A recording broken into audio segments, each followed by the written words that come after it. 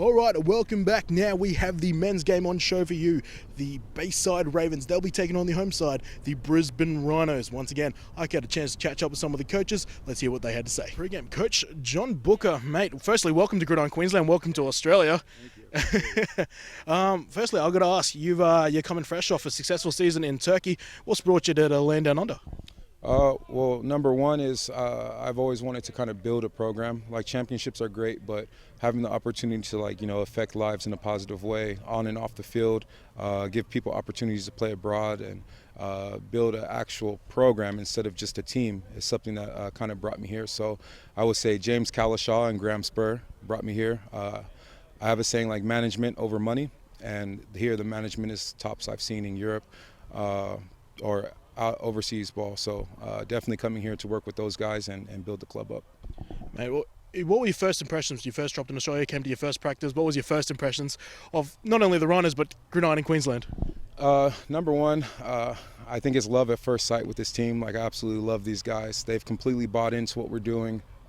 We have, after the first practice, I think each guy said that was more physical than they've had in games. So changing the culture of kind of like tagging off in practice like we hit in practice, guys have just absolutely bought into everything I've asked them to do.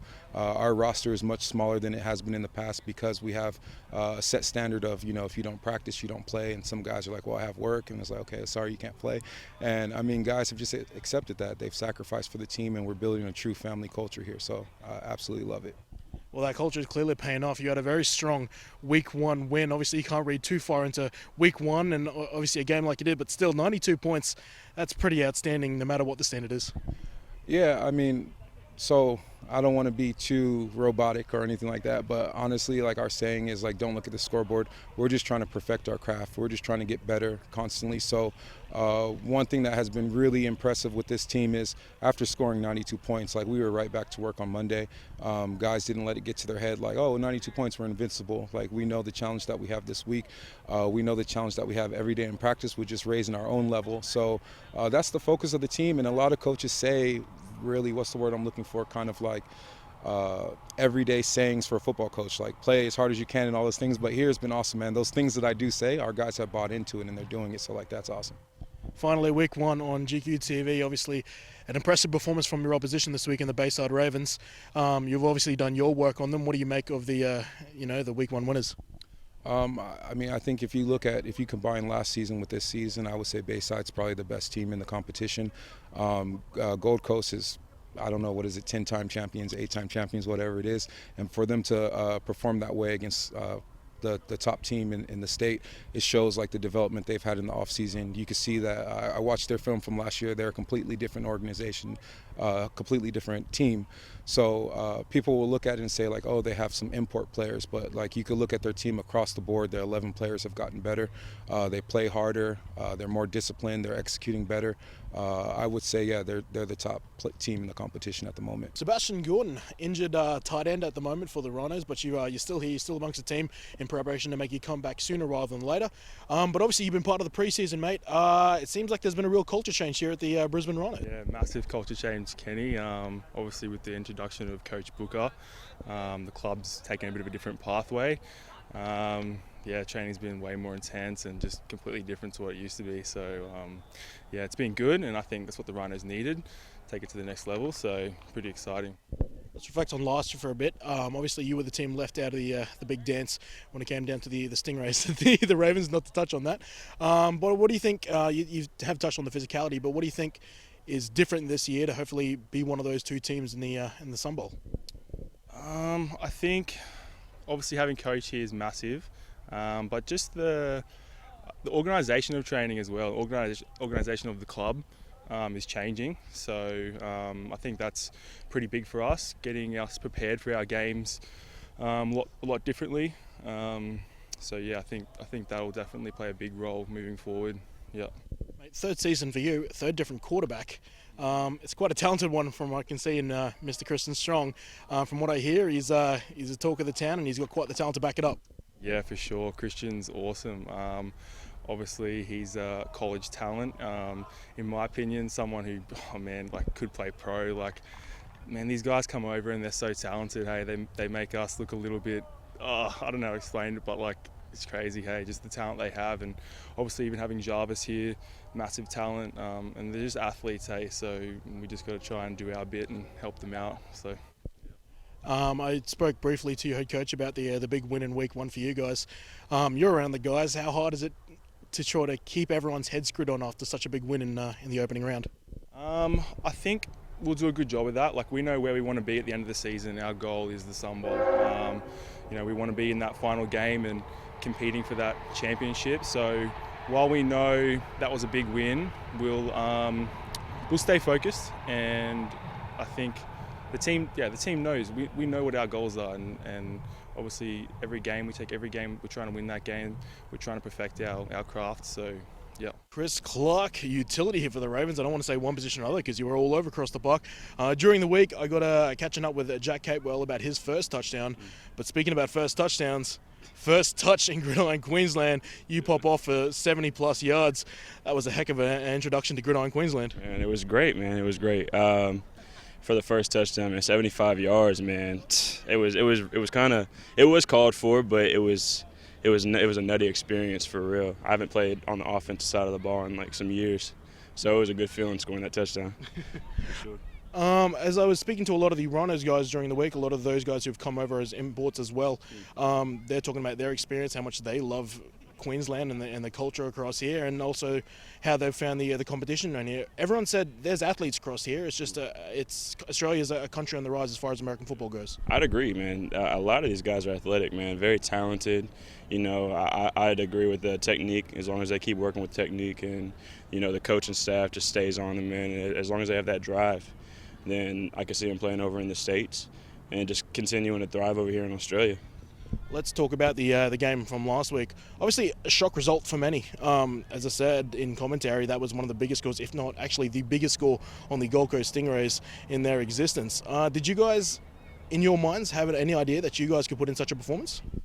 Absolutely. Yeah, absolutely. We came in there hungry, man. It was it was all from the mental standpoint from the start, man. We were all just ready to get out there and just get after it, really. That's a saying we use over there in the States sometimes. We get after it. So.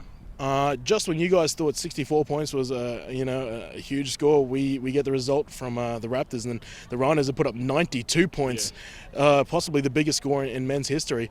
Yeah. Have you guys talked about their explosive power and what they're obviously bringing to the table here in week 2, or is it just focused on what you guys are doing? It's been discussed, yeah, but we're really just trying to focus on what we can do over here with the Ravens. Obviously, you are playing a lot on the defensive side of the ball as well. They've got a talented quarterback over there by the name of Christian Strong who can sling it and knows how to run an offense. You looking forward to the challenge of what he brings to the table? Yeah, I mean, absolutely. I'm always looking forward to a good quarterback that's just willing to pick on me a little bit. I look forward to that. I take that to my advantage sometimes too, though. But he seems really good, man. I'm excited for that competition. They've got a couple of guys over there, Jarvis as well, who's guys who play on the defensive side of the ball, but they're also now rotating in the offensive side. There's a good chance you're going to be marking up with some of these guys from the States as well. Once again, physical battle. You ready for it? Yeah, man, excited, man. Some more Americans out there. It should be fun. It's good being an import over here with the Ravens and going against some other imports over there with the Rhinos. It's a good thing that GQ is growing. Mate, out of week 1, it's almost impossible to single out one guy. But if you were to name one of your teammates who impressed you, who would you be giving praise to this week? Man, Daz, Holiday Miller, man, really talented, man. I could see him in the States easily, but he's very impressive. Very impressive. DHM, mate, first time we've caught up this season. Look, if you're impressed with last year's performance in week 1, this has got to be a big step up. It was good. I mean, unfortunately, due to outside issues, Gold Coast aren't who they are, aren't who they usually are. So, we took advantage of that, and it's a win. That's all we can say. Mate, heck of a performance by you, racking up at least 3 touchdowns, I believe, on the ground, and through the sky through your screenplays. How are you feeling about your form going into this season? You're looking like you're in shape. Obviously, every year I try to evolve what I do. For the past couple of years, it's been about getting faster, getting a little leaner, because I was chubby way back in the day. So this year, I've been able to put on a bit of extra size, but maintain my speed and leanness. So it's pretty good. Right, the rest of your team looks like they're following suit. You got a couple of guys who are really making plays. Michael Thompson made an early touchdown as well. Who are the couple of guys you've been impressed with on your side of the ball that have really performed in week 1? I might be a little biased because I train a couple of the guys, but Lockie from up south from the Raiders, he's done really good. Let me laugh at that for a moment. Really well, because when he first come and started training with me, he was quite Gumby. So the way he's able to move around the field now, really good. Mickey T, a level up from last year, and last year was a level up from previously, which was great. Skinny P again, playing lights out. And then, across the field, we've got quite a few weapons, so it's pretty cool. Obviously, number 1 quarterback at the very start of the year would have been Ben Stokes. The injuries moved him out. Mitch Bessie, though, did not look out of place. Well, he's had enough time to prepare, and we've all had enough time to prepare and get used to Bessie. I mean, in recent years, when Bessie stepped in, it's been like that week we've been practicing, and that throws everyone out, where we've now had well over 2 months or whatever it's been to prepare, so we're happy, but we still got more. Hello, Gridiron community. Welcome to Frank Lind Oval here in Mitchelton in the west side of Brisbane, I should say. We have a very big Week 2 matchup for you here between 2 big winners in Week 1, the Bayside Ravens visiting the Brisbane Rhinos. Both of them huge winners a week ago. The Ravens beating the current reigning champion 64-0 down at Gold Coast, and the Rhinos winning 92 points to 6 over the Raptors. So 2 teams who are dying to know where they truly stand against some quality opposition in a matchup that contains a lot of international talent. Mike Jones, who I'll bring into the coverage now. Hello, Kenny. Hello, GQ. I think you're 100% right. This is the benchmark game for both teams, and also for everyone viewing at home. I know I'm watching, trying to see what's going on with these 2 teams, but I mean, week 1's done. Now we're here. Matchup of the week, right? Yes, we are indeed. So a couple of big names to be looking out for. Right now, we just saw him coming off the kickoff. Number 10, Christian Strong, the quarterback from Seton University, a Div 2 college in the States. He will be running the show offensively for the Rhinos, along with one of his Seton Hill University teammates, and Jarvis McClam. Also off the edge, you need to look out for number 3, Devontre Parnell, fresh out of Southern Miss via Louisville. So much talent, and it's awesome to see the quality of play. When I was watching film of the Ravens and the Rhinos, it's getting so high. And it's a big game. Obviously, on the flip side of the ball, a couple of key actives. It might be the head story for the Ravens. Starting running back Darius Holiday-Miller inactive for this game due to injury, which brings in number 23, Paul Romaniuk, out of Bristol Academy in the UK to start at tailback. Was at nickel on the defensive side of the ball last year. Will be carrying the load for the Ravens on the offensive side of the ball this game. He's going to need to have a big game against this defense. We'll see how he goes, but I'm really excited to see him on the offensive side of the ball tonight. Absolutely. I really don't know what to expect. We could see 2 defense close down this game and see like a sort of 12-7 game, or we could be seeing 50 points put between these 2 teams. But right now, a bunch of questions are about to be answered. Also on the inactives for the Ravens, Jamal Sinapati at cornerback. And also Brad Ebden will be filling in at the starting position at inside linebacker. Here we go. This is Parnell. Parnell's found a gap. It closes quickly. The Rhinos, they will start on offense around their 30-yard line. Good coverage. They just close that gap up. He comes flying in. Ravens fill it. What's interesting is last week it was actually Mitchell Bessie who was handling the opening kickoffs, who was getting some real big boot under those balls. This time it was Jerron Hugaduck, starting safety for the Ravens. He's on the field now at the deepest position for the Ravens, him and his good mate Liam Reeves. Also starting a safety with Romaniuk moving to running back this week. 4-man front for the Ravens. Here we go. Strong play action to begin the game. He finds Shyam James over the middle for what looks like a first down. Welcome back to GQ, Shyam James, who's been battling injury, didn't play week 1, catches the first pass of the game here in week 2. Looks like they're going into the hurry-up offense. No time for replays on this one. They will be going to hurry up. They are going pure hand signals. They did warn me this. They have a intricate system where Coach Booker will signal it into his offense coordinator, who then passes it on to the offense. Another play action pass. Brewer almost making a play on the ball, but it's reeled in again by, this time, number 1, Jarvis McClam. It just looked like a quick slant again. Just sits up there, finds a soft spot in the zone defense. Brewer just can't make a play. Last week's first career touchdown scorer, Jack Capewell, also another inactive for the Ravens. Couldn't shake a foot injury in time for this game. 3 wide receivers out to the left. Strong in the shotgun. Play action pass again, 3rd time in a row, 3rd pass in a row, 3rd completion in a row. McClam with a 2nd catch in this drive. And that's such an impressive throw. Watch the high release point. Just gets it right up there. Finds open man. First down, this offense is humming. And a timeout, I think, called by the Ravens there.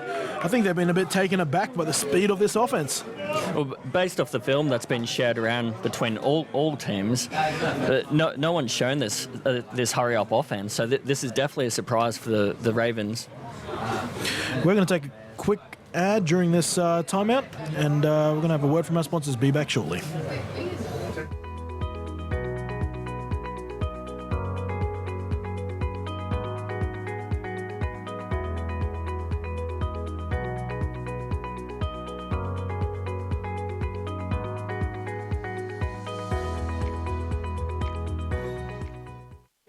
Back. Shout out to the Sporting Globe Westfield Chermside, our major sponsor this week. Suss them out for all your sporting grand final specials and put on a good meal and showing for you. The Ravens on the back foot right now. This Rhinos offense looking hot. They're going to go a bit of an orbit motion, and it'll be their first run of the day, and this one is closed down. A win for the offense, coming in and making the play, number 99, Chauvin to Kave Chand. Great play. Storms up there. He's right there straight away. Well, they went 3 play action passes to start. That time they finally hand the ball off. Maybe they'll stick to play action on this play. They've jumped him. Free play. Strong will look over long. No, he won't. He'll throw to McClam again, and they'll probably be better off taking the penalty after the result of that catch. Matt Bailey still in the right spot, though. Nice job to change the cadence from Strong, or maybe the head coach calling in the plays. That's how you're going to throw this defense off. Changing up the cadence, mixing it up between your run, quick screens, drop back passing. Well, they've got one heck of a defensive line, one that features All-Australian defensive lineman Jason Leon, but outside some young bucks and Takave Chand and Adenil Thompson, who a lot of people have big raps on. And also at that one tech, big number 40, Jerry Fa'agata. Don't be surprised to see him at fullback at some point today on this Ravens offense. 3 receivers all to the right. Kalashora, tight end on the left for the Rhinos. Strong getting the signal in.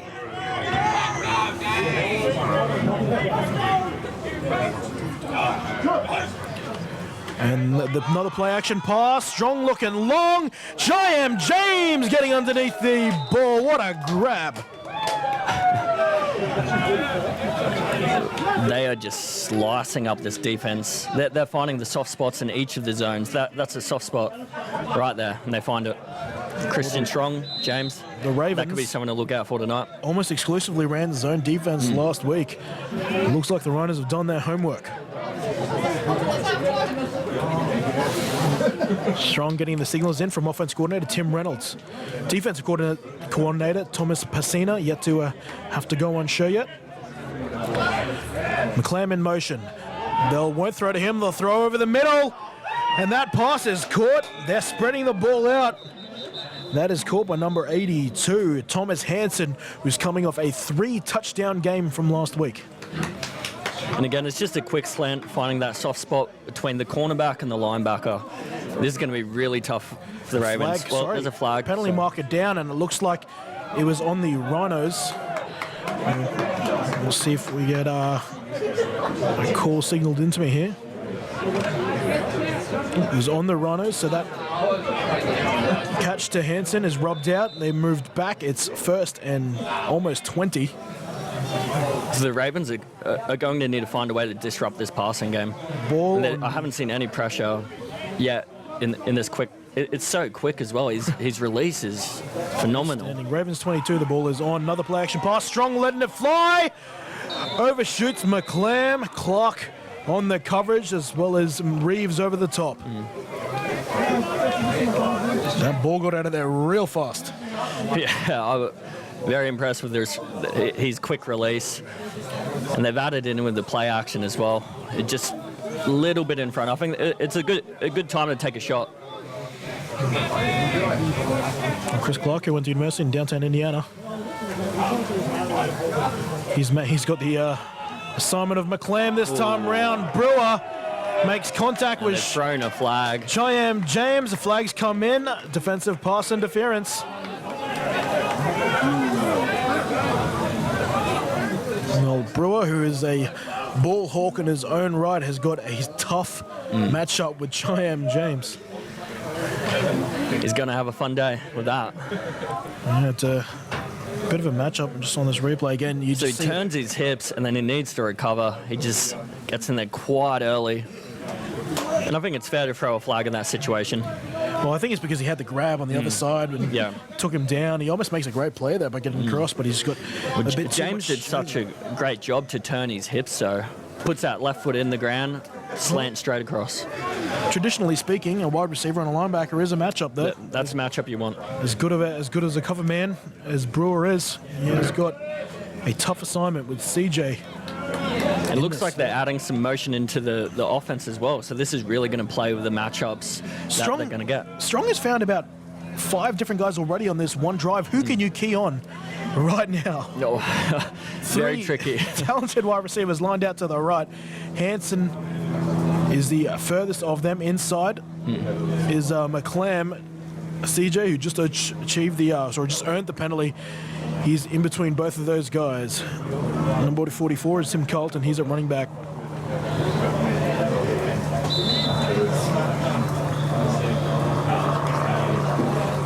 And it'll be a give to Carlton. Carlton's got space. Carlton will benefit from all the attack through the air, and the first touchdown goes to Tim Carlton on the ground. Rhinos, they lead at home 6-0. A double team gets him in there. Great block. And from McClam, he goes looking for it. And let's take a look at the wide angle here. Well, I think that just shows you how effective the play action inside of the game is there. Adenil Thompson doesn't even look inside for the running back. You're right. Kick is up by Kokwa. Really good kick. And that kick is good. Just to wait, kick was good? Just confirming that. Just to go up and just to people might be wondering, are there 2 number 1s on the field? There are, but we've got kicker Eddie Kokwa and obviously Jarvis McClam. You can have the same numbers on the same team, they just can't be on the field at the same time. 100% right. So it just means that McClam can't be on any field goal kicking situations. I think Kokwa has that job locked down, so nothing to worry about, hopefully. Well, I think it's interesting. Kokwa is probably the only pure kicker in this league. And he always has been. He's kicked overseas at various universities, so he's more than happy to be the kicker for this football team and pay the fees just like everybody else. And that kick shows. He put that through over the black dot 20 metres up. So it's truly a very, what can I say? It's an advantage to have a kicker like that. It's a luxury to have someone who's willing to just be a kicker. Well, that's going to make a difference. It comes back, me and you calling the game in the Sun Bowl last year, it came down to overtime, where a field goal might have made a difference, Absolutely. Well, we will see the Rhinos defense for the first time on GQ TV, and also the Bayside Ravens offense, which will be without Darius Holiday-Miller. Back deep to return is Nigel Fawcett and Chris Clark. We'll see if Rhinos take the shot, send it to Clark or Fawcett. No, we saw how explosive Clark was last week. We had a pre-game interview. We talked about his first touchdown. His first offensive touch of the football turned into a 75-yard touchdown. They will kick it to Clark. He will catch it on the full. at his own 9. He will reverse, force it down the left-hand side now. And he is upended by, not McClam, it's Devontre Parnell. Now both sidelines are firing up over that, particularly the Rhinos one. Wow. Bit of import on import physicality right there. Good way to get the game started for the Rhinos. Well, the Ravens now, they'll start with the ball on their own 23-yard line. And this is a massive drive for the Ravens, right? They got to go down there, show the Rhinos defense that they can keep up with them. If you got help here keep that mindset going. Absolutely. If you can't throw headphones, this Rhino sideline's fired up. Mitchell Bessie coming off a good game. What's he going to do? Play action pass himself. He's hit while he throws. Drilled on the backside by number 13, linebacker Mitchell Wong. A long-serving Rhino. Played his junior football here for the Brisbane, or formerly known as the Northside Rhinos. It looked like there might have been a bit of miscommunication on that. Fullback kind of jumps. Might have thrown off the play a little bit. 2nd and 10. Romaniuk in at tailback. Hailing from England. A bit of a jump on the D-line. They get back. Double jump on the D-line. Is this a free play? They're going to call this play dead, and they'll give them the yardage. Bodies flying everywhere. Gotta love that.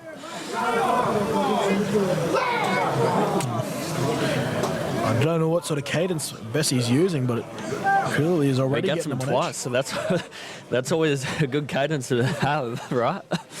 Well, that might help settle things. And just looking at this defensive line right now, it looks like they're firing off. So exactly, the Ravens are really going to need to utilize. They're going to call it a false start on the Ravens. So just when I thought things would calm things down, this will refire things up for the Rhinos. That'll move them back another 5 yards.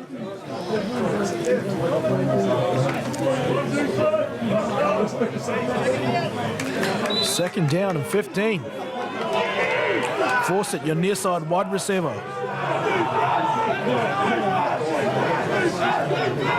And another one. This time it's Van Blommenston with a false start. A little bit shaken this offensive line seems to be. And it's getting very loud down here. This Rhinos sideline is amped. Well, we're seeing two of the most numerically stacked teams in the men's division here. And in a minority sport like Gridiron is in Queensland, your biggest cheerleaders are your own sideline. So the more numbers you have, the more control you have over the emotion of the game sometimes. And it makes a difference when you're out there. You're trying to get the play off, even in the huddle, and you can't hear. It's going to make a difference down the track if they can keep that energy. Both teams really need to show that energy right now. Bessie in the shotgun. Romaniuk in the tailback with him. Two receivers out to the left. Rhinos send a blitz. They'll throw to Fawcett. Fawcett turns, meets a cornerback, and is taken down there by Joe Rasmussen. Little Joe Lightning. And it just looks like it's a look pass. He just sees that the matchup, there's a lot of cushion for Fawcett. He just throws it straight away. So that must be designed within the playbook to get those quick throws out there, let your receiver do all the work. Well, I don't know how much a quick throw will do you any help here. It's 3rd and double sticks. The ball is currently on the 16-yard line. I think knowing the Ravens, I think a slip screen to the running back might be coming up. Well, it doesn't look like that'll be the case. They're going to go long. It is in the hands of the tight end, and Tate takes a catch, not enough for a first. And let's see if the Ravens, they'll send on their punting unit. Bessie does well. He steps into the throw. It's just a 10-yard out route.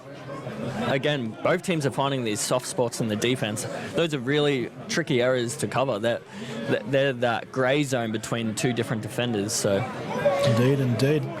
4th down. Romaniuk, who, as I was chatting to him last week, has a lot of confidence in his punting. Truly believes he could be stateside with his punting ability alone. So. Wow. I was watching the pre-game warm-ups. He was making sure to get the practice in there, sending down 40-yarders, getting a lot of hang time. Let's see if he can do it in the game. Every single one of them a spiraling Oh, to early it. snap. He won't get an Oh, opportunity to punt. This snap hits the head of one of the upbacks. No one was ready for that in Birdtown. Wow. And the Rhinos will take over in significantly better position as to where that punt would have landed. Wow. You see the upbacks hits him straight in the helmet. Falcon. No one even realizes the ball's been snapped. Yeah, that's on that blooper reel is, well, it's Romanic's best mate and one of the fellow Bristol Academy graduates in Shane Prosser. That one there is for the blooper reel. Wow. This isn't the spot you want to give Strong the ball. or the whole Rhinos offense. That already looks so dangerous. Well, last time the Rhinos offense went about 71 yards to add 7. This time they have a whole lot less. A deep shot immediately for the Rhinos. The pass was intended for Cheyenne James, and that is overthrown and incomplete. Strong looking a little confused there. Looked like a sour concept. A go on the outside, corner from the inside. And well, you had 2 receivers both beating their man there.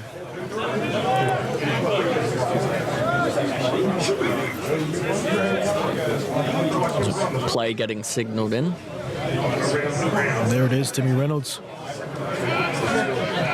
Sending the signals in that he's getting from Coach Booker. I can't quite hear. Here goes Jet sweep. McClam on the sweep. He cuts back. He's dancing and jiving his way forward. That's a good run. It looks like it's enough for a first. I saw that last week in the film. He's dangerous on those jet sweeps. He has really good lateral movement. You see that they got the blocks, makes a few cuts, and he's doing all the work. Well, any team that has a explosive athlete in, I can probably guarantee a jet sweep will be in their playbook. This is no exception. Trips left. Seems to be the pet formation for this runners unit. Strong gets the call. Looking over the defense. One step drop, looking long again for James. Over the head of James it goes. A late flag coming in though, near the quarterback. Is it holding or is it a late hit? Let's see. Ooh, can we lose it on that shot? Tough to tell. Replay like holding. first down, so it looks like it is holding.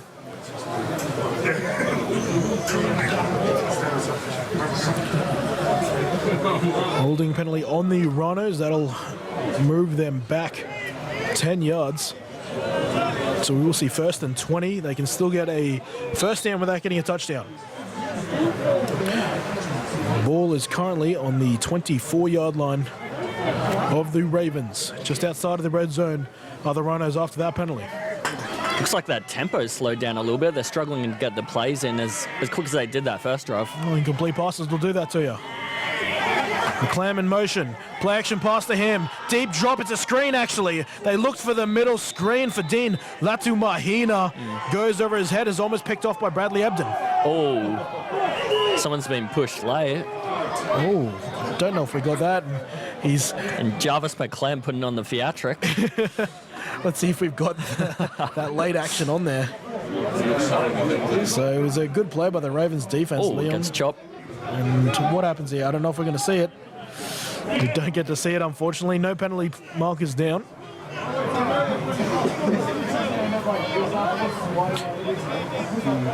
And what's interesting, I've been in an offense that's had to rely on sideline calls before, and it's really important that everyone looks.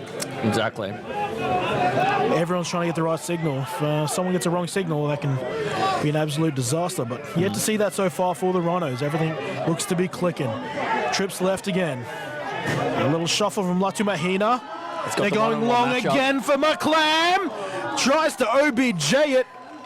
Passes got a bit too much pepper on it. Incomplete once again. Chris Clark plays it well. It's one-on-one coverage, pre-snap read. Strong reads that it's one-on-one. You got to take those shots. Just a little over his head. Right now, all the damage has been done on the All the interior catches there. The outsides, the Ravens have seemingly held on, albeit helped by a few overthrows by Strong. Strong with Latu Mahina to his left. Also the 3 wide receivers outside. Under pressure, Strong stands tall in the pocket, delivers over the middle, straight into the hands of James. He drops it, unfortunately, and that'll bring up 4th down, and let's see if they send out a kicking unit. Jason Leon off the edge, getting some really good pressure on Strong. Adam Neil Thompson as well. Strong afterwards getting up to the play, congratulating the defensive, very Andrew Luck-like. The defensive players on their effort. And we will be seeing a field goal attempt here. We talked about the man earlier, Kokwa. He's kicked at the collegiate level. Can he add one here in GQ? Ball is up. Ball is good. Another 3 points added by the right leg of Eddie Kokwa. 10-0 the scoreline. And considering the offensive drive, that's a good end result. It looks like the Ravens defense is starting to step it up a bit. Now it's time for the offense to really get in there, show them they're ready to play. Well, after they turned the ball over off that horrible punting situation, they really needed to bend and not break right there. That's right. That's what happened. It is interesting, though. They have called literally probably about 85% passes so far. If you know, they've had the 1 tackle for a loss with Carlton. They have the touchdown run, and then they had the jet sweep. That's right. And I think what they might be trying to do is set up that run game for the quick passing game, which we might see later. If they get up early, they can start trying to run the clock out, get this game over and done with. We're still in the first quarter. 2 scores we've seen, 10 points. The difference right now, 10-0. Brisbane Rhinos currently defending home turf here in Franklin Oval, Mitchelton.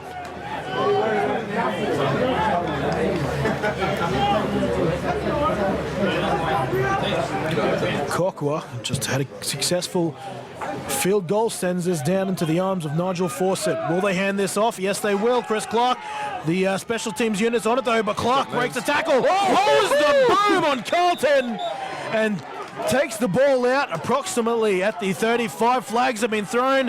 Have we got an issue here about leading with the head? Chris Clark. Wow. So they run that reverse again. He gets out on the edges, beats a man. He just puts his head down. I don't think there's anything wrong with that.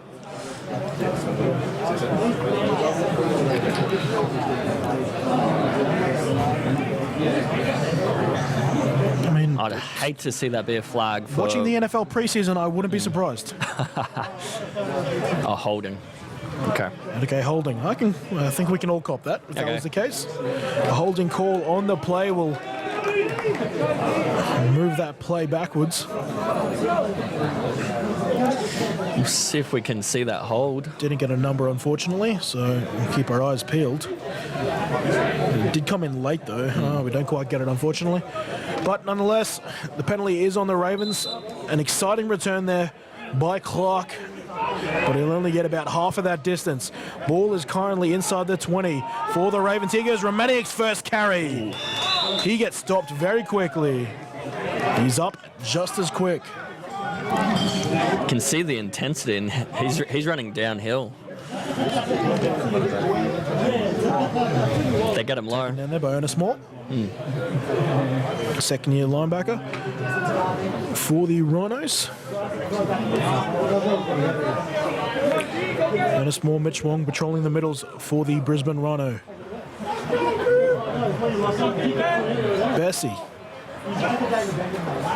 Looking short, we'll call a draw to Romaniak. Romaniak goes down and gets taken down for a loss for -2 yards by number 2, Ernest Moore once again. Moore.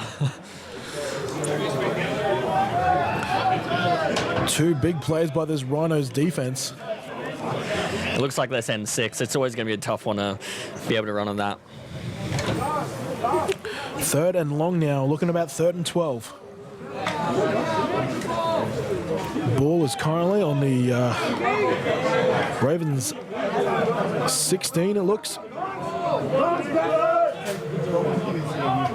Ole with the snap. Bessie drops back deep. He will throw long, looking for Warwick Russell. The ball is almost intercepted by Joe Rasmussen, and it falls incomplete. So they sent 6 again. It just looks like the Rhinos going to force the Ravens to figure out what to do with this, yeah? They're going to keep bringing that pressure until the Ravens figure out how to solve it. If it ain't broke, don't fix it. Something that they're hoping has been fixed is this punting unit. Hopefully they got the snap count sorted. Well, the interesting thing about punt snaps, as someone who's a former personal protector, usually it's up to the long snapper himself. They'll call something, and it's up to the long snapper to. Yeah, normally it's a visual signal from the punter as well, personal protector sometimes, but. Well, this snap is good. Romaniuk has plenty of time. What is he? I've never seen that before. He sends a punt downfield. It is a friendly bounce for the Ravens. Will McClam take it? He'll fake that, and the Ravens will let that roll as long as they can. Bit of extra love at the end of that one. Exactly, a bit of slap and tickle from Ernie Moore. And that is a good punt by the end of it by Romaniuk. And he holds onto it, allows the punt unit to get down there, gives them more time. There's absolutely no return possible if you hold on to the ball for that long. Well, so I think it's smart, also very risky. But I guess they've done their homework there, because he's aware that they didn't send a whole lot of players last time, and they understand that most of them are moving back, so you kind of negate that by holding on to the ball longer. Right. So it's kind of smart, I have to admit. I think there's been a lot of game planning that's gone into this game from both teams. You can see. Bristol Academy education kicking in. He goes, no, it's a play-action pass. James on the other end of this pass. Breaks a tackle, breaks a second, almost a third. Taken down, but not till he gets a first down. A short passing game from the Rhinos. Right now, it's money. And we've got an injured player down in the field. It's a Raven. Looks like it might be Peter Brewer. Which will be huge for the Ravens. Not only is their starting outside linebacker, he's their defensive coordinator. He misses a tackle. It looks like he's running back, and he gets cut out from his own team member. That the right knee doesn't look pretty. He does not look comfortable. You don't see Peter Brewer miss too many tackles. And it's just right here. It's a bit of friendly fire. Right there. And that's something which is unavoidable. It's so hard to defend yourself in situations like that.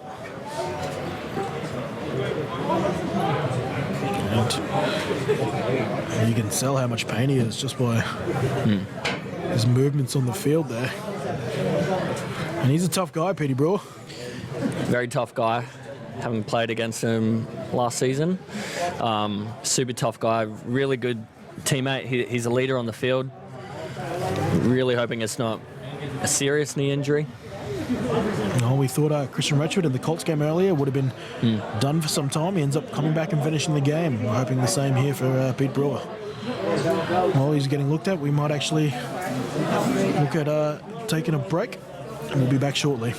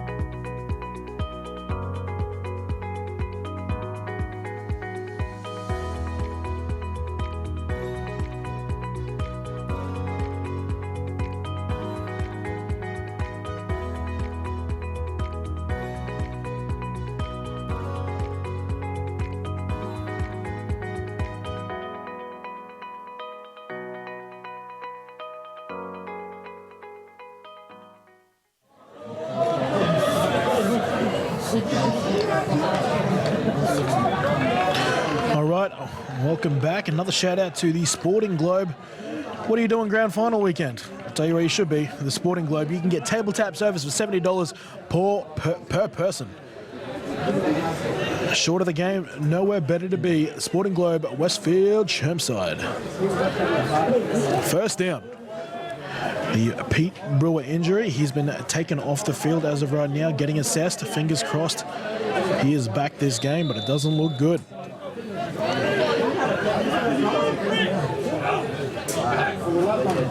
And now it's a run up the middle to Dean. Latumahina finds a lot of space. Takes it for about an 8-yard gain. Straight back into the hurry up. A bit of a change of pace back. If you can run the ball effectively in the hurry up, you're sorted. Get in those quick screens, out in the drop back passing. These guys might be on tonight. Well, they had Carlton, who's a bit more of a cutty back, I guess you'd describe it. Their power back is definitely Dean Latumahina. And they'll go to him again. He will go north. Hasn't even been touched yet. Bowls over a defender. That's another first down. Back-to-back runs and back-to-back first downs for Dean Latumahina. Tough running. Setting him up there. Gets to the outside. Lays the wood. I'm trying to find who might have replaced Pete Brewer. Bradley Ebden was already in there. It looks like what they've done is they've brought Liam Reeves down into the box. Latumahina for his third carry this time out of the last three. That is the least productive. The Ravens finally find a way to slow down the big back. So they've run it 3 times in a row. Looks like the Ravens, figured out what's going on. Adadale Thompson catching it from behind there. Second down.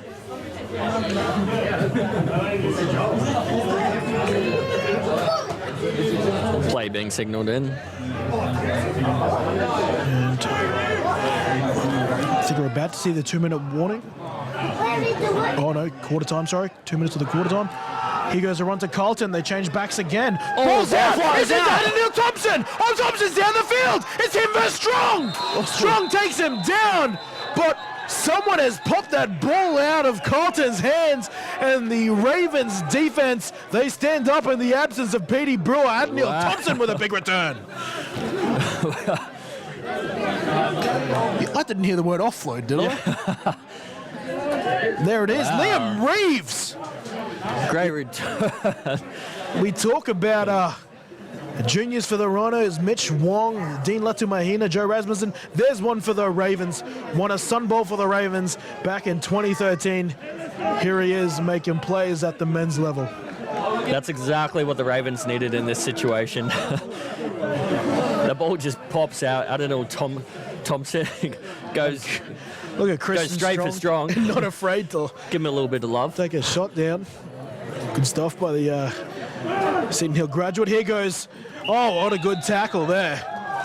Ernest Moore. Ernie Moore again, just controlling the middle of the park.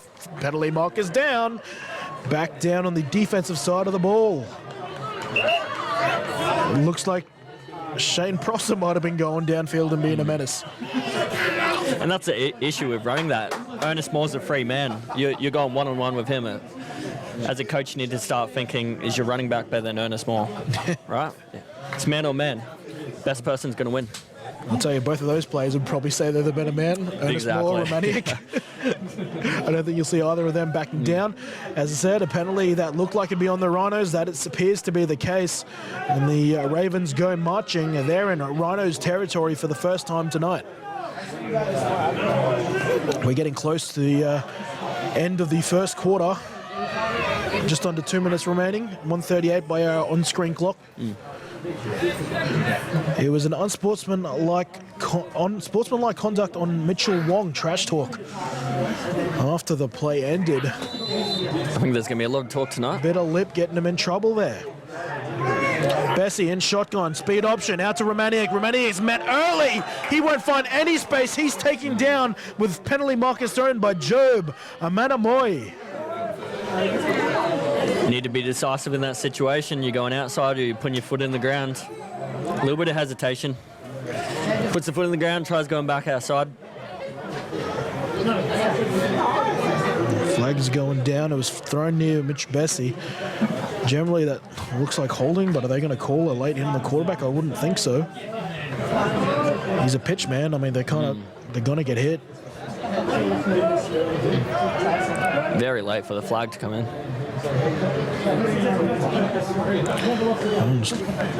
The calls there, I was going to try and read his lips, but he wasn't facing my direction. It's another personal foul on the Rhinos.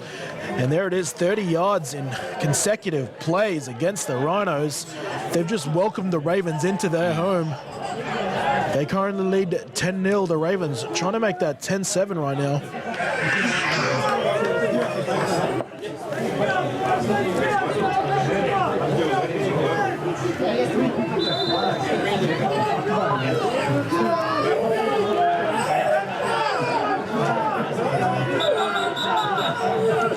Referee needs to pick up the flag. Good job there. Just delay the game picking for up his laundry. a few seconds. Couldn't tell you how many times I haven't picked up my dry cleaning.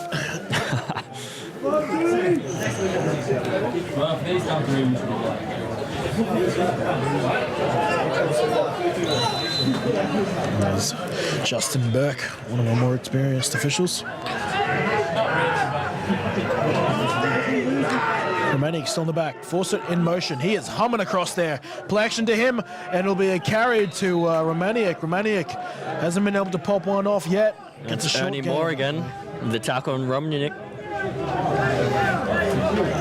He really did a good job selling that Fawcett, but to everyone except for the Rhinos defense. The Rhinos are sending 6 every single time, and they all have gap responsibility. They're filling every single hole. Every time they send 6, it ends up being a one-on-one. Ernie Moore, Romaniuk. This is going to be a key matchup tonight. My guess is they were game planning for Darius Holiday-Miller. They're going to make Mitchell Bessie win this game for them, it appears, which is a pretty good game plan. And that marks the end of the first quarter. The gentlemen are going to take a walk downfield. We're going to take a short break too. Be back shortly.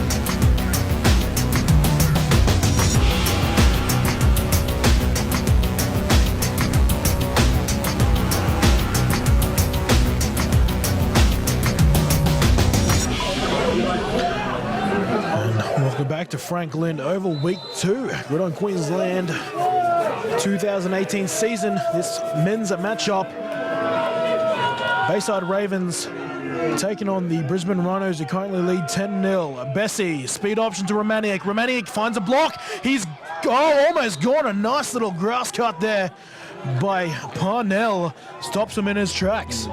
And that play can't happen without Bones, number 81, Russell. Great, he gets in there, chop blocks, opens it up. See him to the right of the screen. Sets him up. Great block by him. Right there on Gossan and Tombwe, also known as Gossan Kaniki. Featured in both the last AGL, the men's AGL, and the junior AGL last year. Hard-hitting safety. Third down. What an interesting formation here from the Ravens. 3 in the backfield. Romaniuk, the deepest of them. Fa'agata, the right side fullback. 2 wide receivers split either way. Almost some wishbone stuff here. It'll be a give to Romaniuk. Romaniuk can't find any ground. They send him again, and who's right there? Ernie Moore. He's playing lights out football. He's playing. Oh, wow. He was through so quick. Some straightforward pursuit. Games like this, you're just stoked. Your DC's just constantly telling you to go. In that situation, I saw one-on-one both receivers, so I'm taking that shot. And the timeout here for the Ravens, so that might suggest to me that they're going to take an opportunity to have a think about it. Take a shot here. I'm just trying to see if they're sending out Warwick Russell, and he is out on the field, and he is deep in the huddle, which suggests they might go for a field goal here. Well, look like they're He's almost warming up his 100% last week, right? Missed 2 extra points. Okay. They also added a field goal. I've Heard a broken glass in the distance. Hear the taxi calls from here. The drinks are flowing. And that glass adds to the broken monitor we've already got here this evening. Apparently there's a bunch of dizziness going on the balcony opposite me. Fourth down.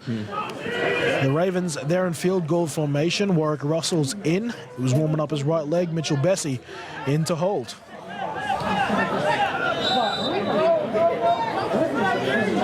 This will trim it down to a one-score lead. Warwick Russell, as you mentioned, kicked pretty well last week. Added a field goal from about this distance. Kick is good. Laces was out to the left. Will that affect the kick? No, it won't. Field goal is good. Ravens are on the board. Rhinos' lead is now trimmed to 7, but flag was on the play. Hold the phone.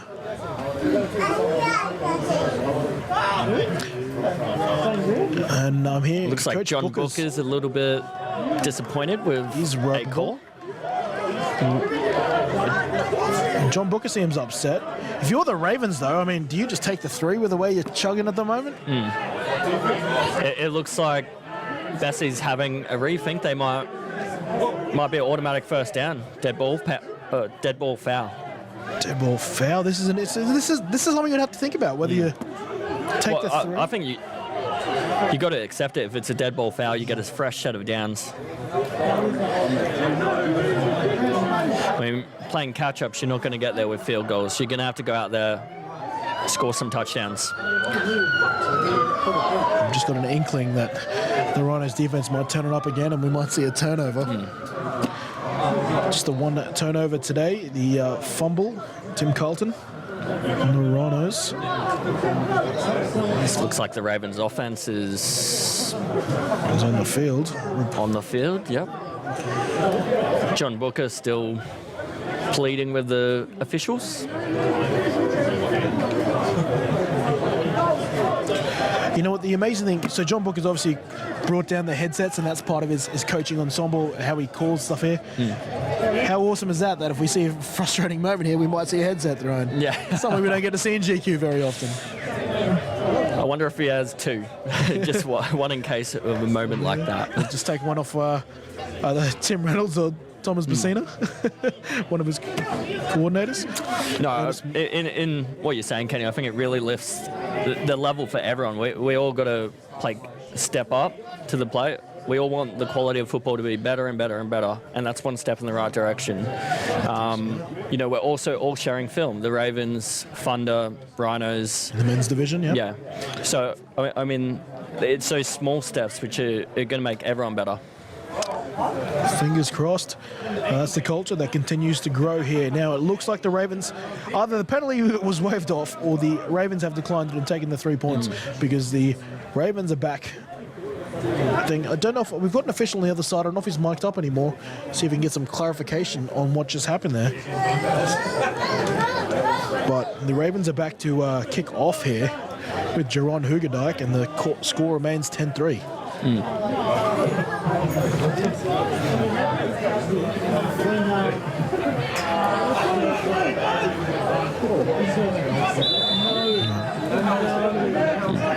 From what I hear, it sounded like there was a potential offside penalty and the Ravens were summing up about whether they were going to try and go for it or take the 3. Obviously, they took the 3. In pursuit of the Ravens, here goes Parnell. Parnell dangerous in open space and eventually met there by Hugerdijk.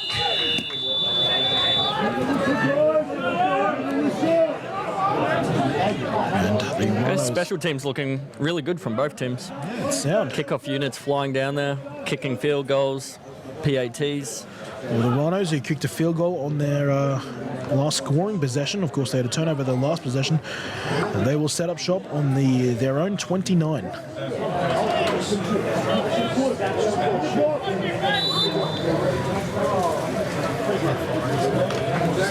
First down and 10. Out comes again Mr. Christian Strong.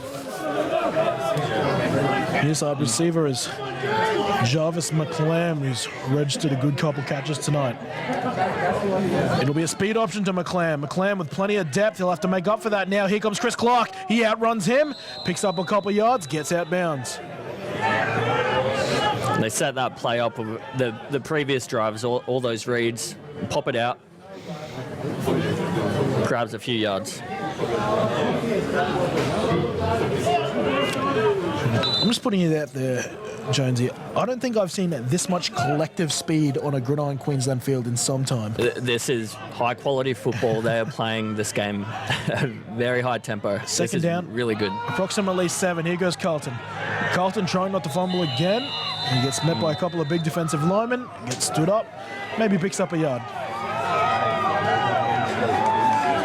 John Booker checking in with McClam to see maybe what he saw on that play. Let's see if they've found something they might be able to take advantage.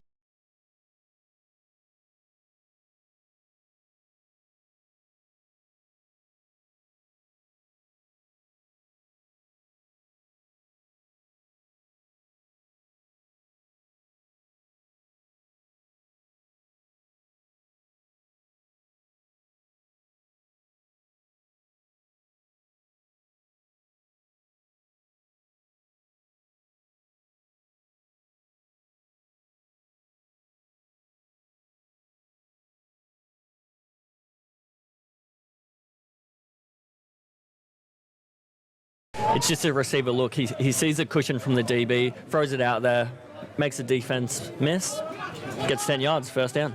Well, Dan O'Day, to his credit, got up there real quick, but just could not wrap up the Seton Hill product.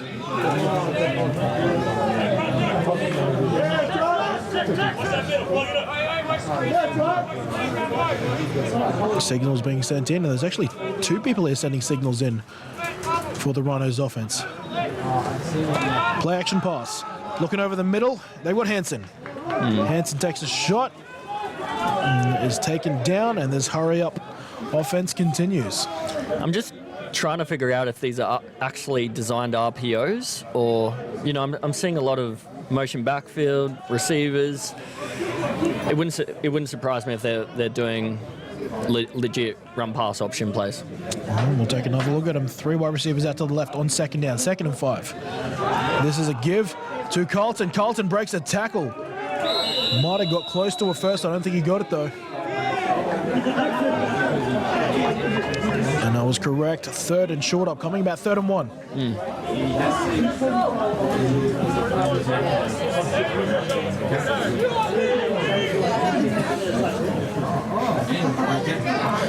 Big effort from Tim Carlton there. Dude. Really gets his extra few yards, sets you up well on 3rd and short. 3 receivers to the left. This time it's Latu Mahina, the big boy, up the middle on 3rd and short. He converts and more. His average yardage is looking quite impressive tonight. You got to thank the O-line for that one. A few key blocks. Opens up a gap.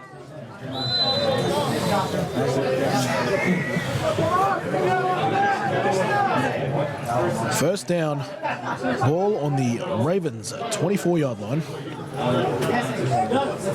Play action to Latumina. Hina, they'll hit McClam. McClam will run at the first down marker. I think he might have done enough to get there. Pretty close. Defensive lineman does a good job. He gets his hands up, just doesn't get there.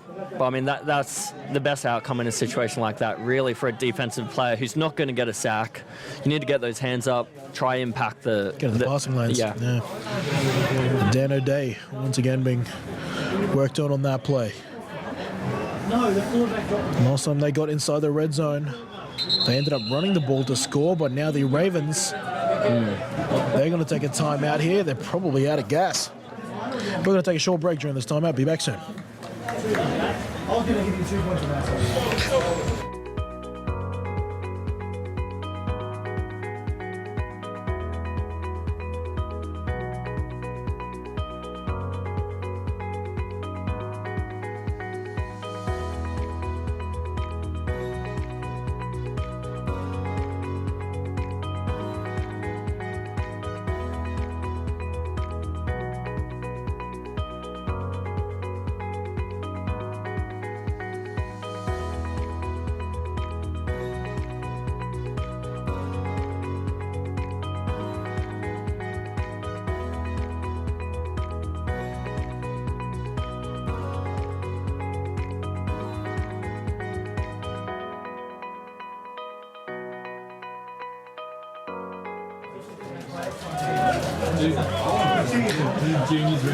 Once again, shout out to the Sporting Globe Westfield Chermside. They got deals running all the way throughout the week. Check them out. I'm sure Saturday's a good one. 10-3. Rhinos currently trying to add to that right now. They'll go long for Cheyenne. James reels it in. Touchdown, Rhinos. 16-3. Strong to James. And he was wide open. He caught the defender flat-footed. I'm not sure if this angle will show it too accurately. He just runs a corner out. Defender's just not in the right spot to be able to defend that. It was a good one. Plenty of speed, plenty of agility. Cheyenne James matching up with Liam Reeves on that play. PAT attempt is up, and PAT attempt is good. 17-3. The Rhinos extend their lead once more. And the Ravens will need to try and find a bit of quick score action in themselves before this Rhino team gets on a bit of a roll. Well, I think last drive we had a chance to see some of what the Ravens can do offensively. They're just going to have to keep executing every single play. The Rhinos aren't going to give them any easy plays. So. Indeed.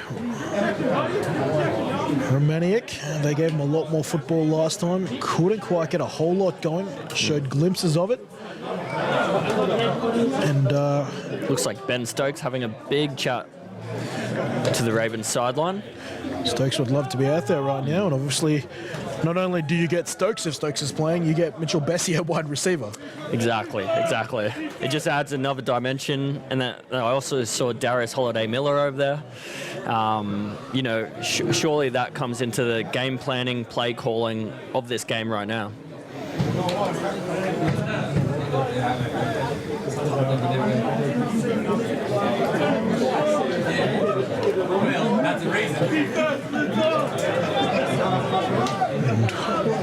And the Ravens trailing now by 14.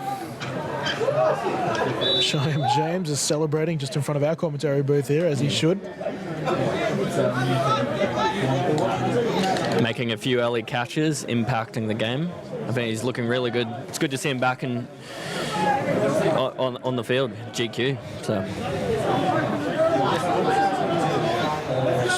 2 touchdowns currently for the Rhinos. That was Christian Strong's first touchdown of the day. The other one was ran in by Tim Carlton. Kokwa with a good kick end over end into the end zone. That'll be a touchback. Big kick. Rams will start on the 25. And, that's one of the advantages of having a kicker who can send it that deep. You don't have to worry about a return. Exactly. If you can do it every single kickoff, perfect.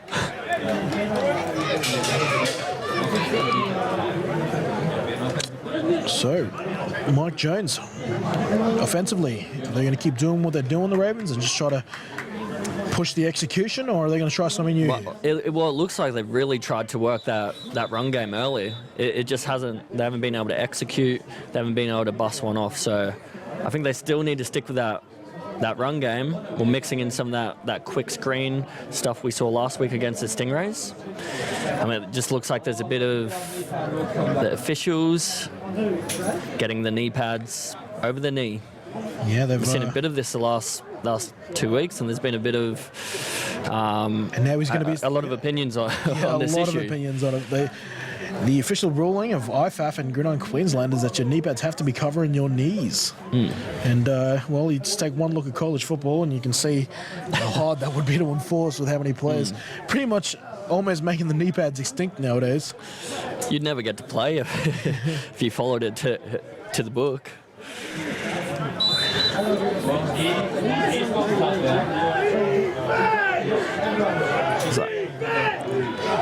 Bessie yelling out some signals to the receivers. Ball on the 20. Mitch Bessie in the shotgun. Romaniuk in the backfield. Play action pass. They'll go over the middle looking for Edwards. It was tipped and then into Edwards' hands. The ball eventually finds the turf, though incomplete on first down. That'll bring up second. And Bessie does a good job. He keeps his eyes shifting the safeties. And it just gets tipped late. So, I mean, that might be a bit of an idea to work that interior of the secondary. It looks like there is space there. You just need to give Bessie time. Make sure there's no tip passes. How about the tip drill, hey? Opportunity there for Liam Edwards to bring that in. Speed option to Clark. It bounces off Clark's pads, though. I think the Rhinos might have this. And Wow. we haven't got a signal yet. The Ravens don't look hopeful, If though. that defensive end tip this is a crazy good play. Oh, no. Yep, just a drop. Just a drop. Job Manamanu in on the play there. Clark trying to get involved on the offensive side of the ball, and a bit of rhythm isn't quite there, and the Ravens, they turn the ball over, and the Rhinos, they gifted some amazing field position. I mean, based off what we've seen Colquitt do already, it's automatically 3 points right here. And that's exactly what the Ravens shouldn't have done. They can't do this in a game like this. It's still so early, still heaps of time. They just need to start executing the plays they've spent all week working on. Well, this was a team that scored 92 points last week. I can't see them scoring that this time, but they've got a lot of points in them. Strong Carlton play action pass, looking possibly for Cowlishaw there on the first route. I've seen him run tonight. He's almost been there primarily to block. Looks like the depth for the receivers, it was just a quick slant and a flat from the tight end. Pretty simple read. I'm just thinking the depth of Coleslaw might have been a little deep. I mean, generally that concept's 1 yard straight out, and you have the receiver doing a 3 yard quick slant. So I'm assuming that's where the confusion came from. Let's see where they go. 2-by-1, 1-on-1. Coverage. Touchdown. And there it is. The Griffin connection. Strong to McLam. Rhinos in for their third offensive touchdown today. Pre-snap read. Sees that it's going to be 1-on-1 out there. Holds the safeties in there long enough to find his man. And that's a tough one. O'Day, I mean, that's 50-50 right there. He's in a good position to make a play. Just needs to find that ball, get his hands in there, try to disrupt it. It's a man who scored a lot of touchdowns that way, McLam. Today's going to need a real lunch pail effort. Ball is up, almost blocked. But the PAT is good. 24-3 here for the home side today.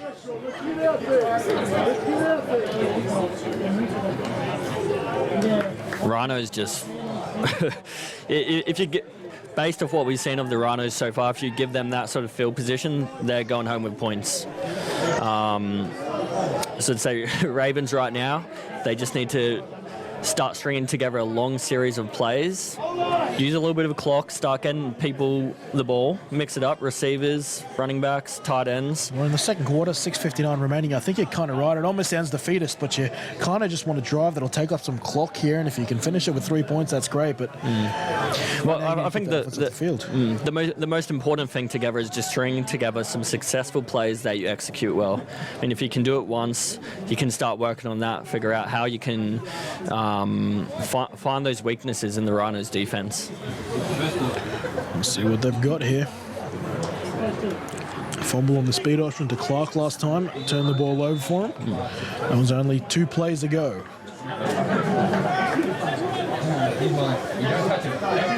Cockwell, we'll see if he can send it out the back of the end zone again.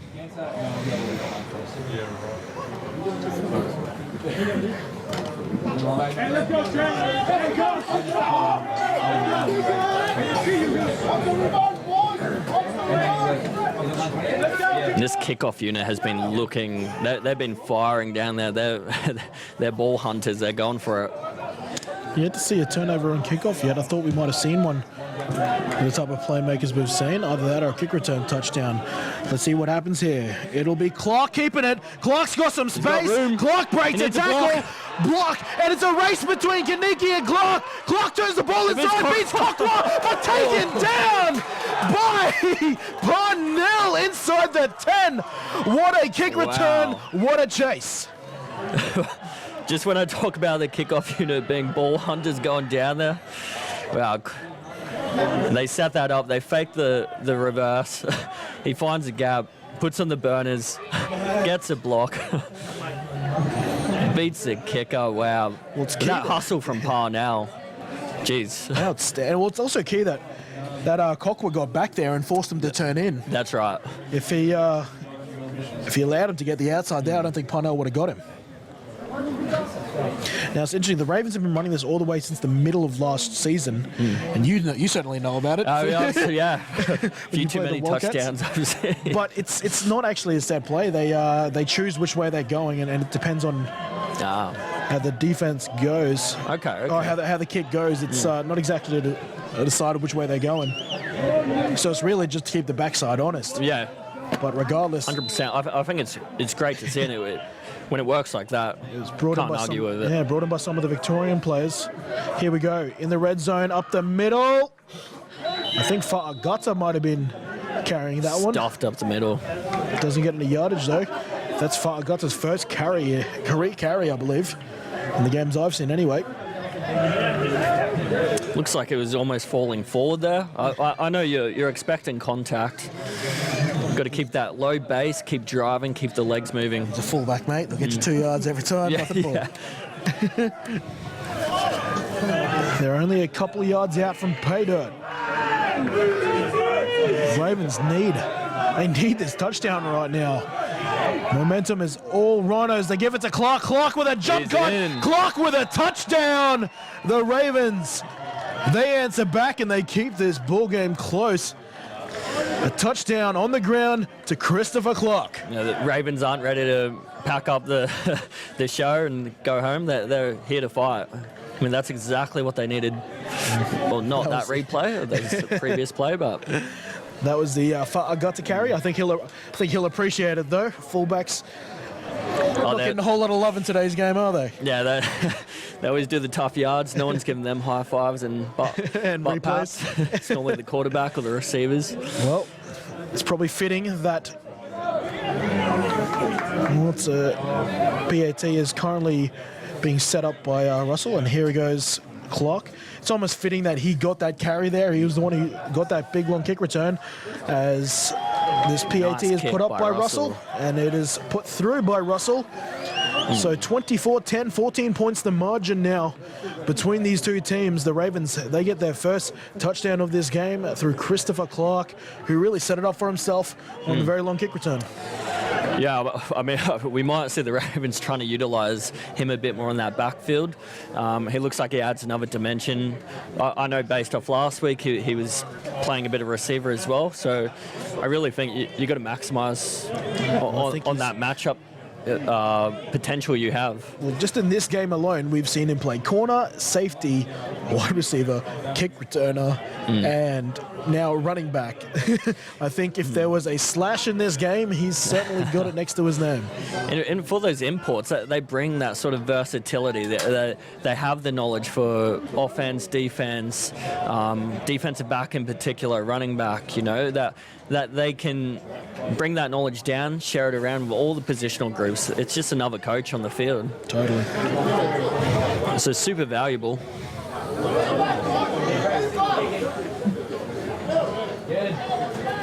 It looks like Russell's having a kick this time. He's proving he's an accurate kicker. Let's see how much leg this young man has. He puts it up. It's long. It's decent. He'll take it inside the 10. Here goes Parnell, though. Parnell with space is dangerous. He'll cut back and go the other way now. He's losing ground to try and gain ground. And he's taking down there by the kickoff unit by the Ravens. Ravens sideline getting amped. Leaving the charge is Bryson Carpenter. Talk about momentum swings. Always a tough one, you know. You never know if he's going to break it, but as a coach, you start seeing them go backwards. Oh, man. If it doesn't work, you're going to get very mad at them when you're doing your film review session. Also chasing down was Ben Rogers. It was great to see that kickoff unit all get around there and get a helmet on the ball.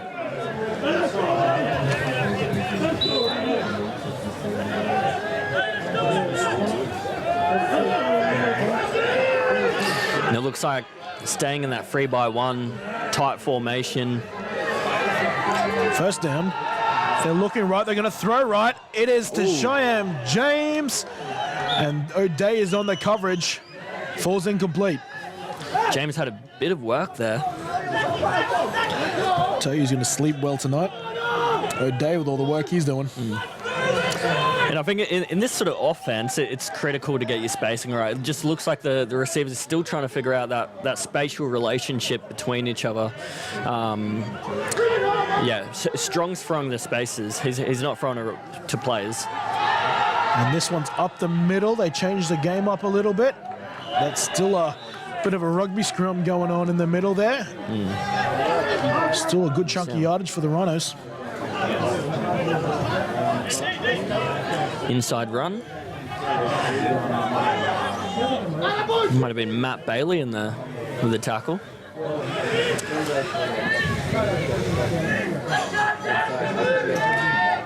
And here goes Carlton. Carlton had a decent run. I think he edged over for a first down. You see Strong, he really sells that zone read. He holds that defensive in there as long as he can. Carlton goes out there and gets a first down. Shane Prosser, I think, ended up making the tackle there, playing both ways right now, linebacker and offensive tackle. Now they might be trying to discuss where the ball officially came to a stop here. I don't see any penalty markers down. Okay.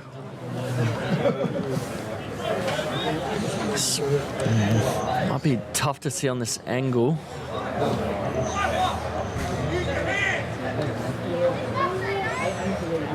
And well, without a true side angle, we're not going to exactly know if that's the ball where the ball would be stopped. And that line, he's just been There's a penalty on the field now, I think. against the Rhinos. Against the Rhinos. I couldn't see where the flag was thrown. It must have been thrown amongst that big huddle. And we've lost comms with our officials, unfortunately, so we're guessing as much as everybody else.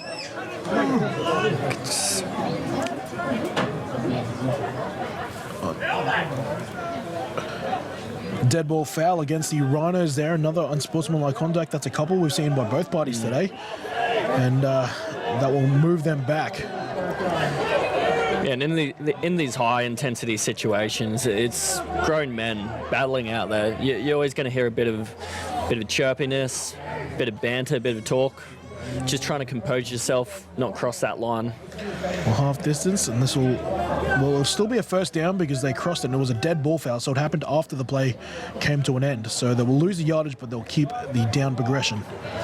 First down, Rhinos, but now the ball is currently on their own 10.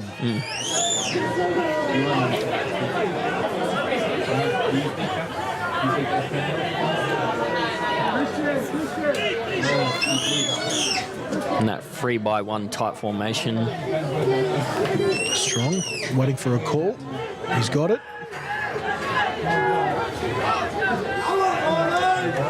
And it'll be an end-around pass. He pulls it back in. He's going to run it, though. He breaks a couple tackles, and he is still moving forward. Well, they wanted to pass that, but it turns into a pretty good gain regardless. Raven is down. Interesting play call. Just didn't get enough time to plant his feet, make the throw. Looks like Prosser might have done enough to interrupt that play. Now down for the Ravens, holding Jordan Piper? Yes, Jordan Piper. Looks like he may have hurt his shoulder.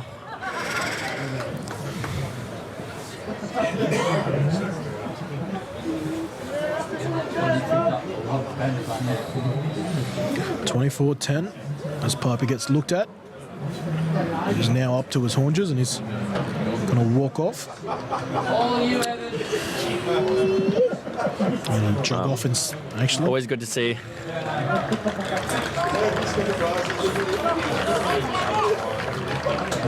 And that brings...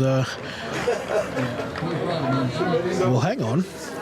I was told that Jack Capewell was inactive this game, and yet here he is at right defensive end. Oh, wow. 50. So Capewell, who was probably only going to be limited this game. Had a big return last week. Yes, he did for his first career touchdown. See how it goes. And this will be a pass looking left. And this is miscommunication surely from McClam and Strong, because that goes sailing well over McClam's head.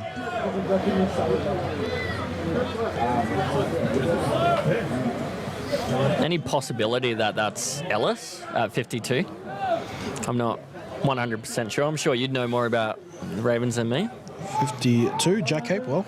Capewell? Oh, I've been looking at the wrong from the juniors. I thought maybe stepping up, but Connor Ellis. Oh yeah, actually that is a bit of a possibility. It's not a bad call actually. And run up the middle. Actually, I think you're spot on there, mate. That is not Jack Capewell.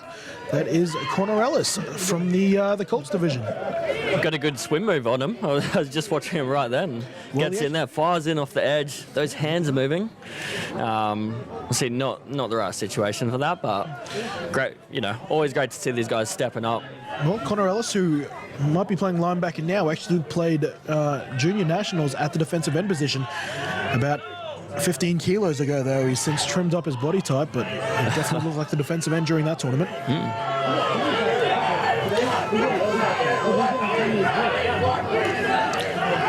And this is a nice little draw play for Latu Mahina. Works hard for a few yards. They're going to be short of the first down.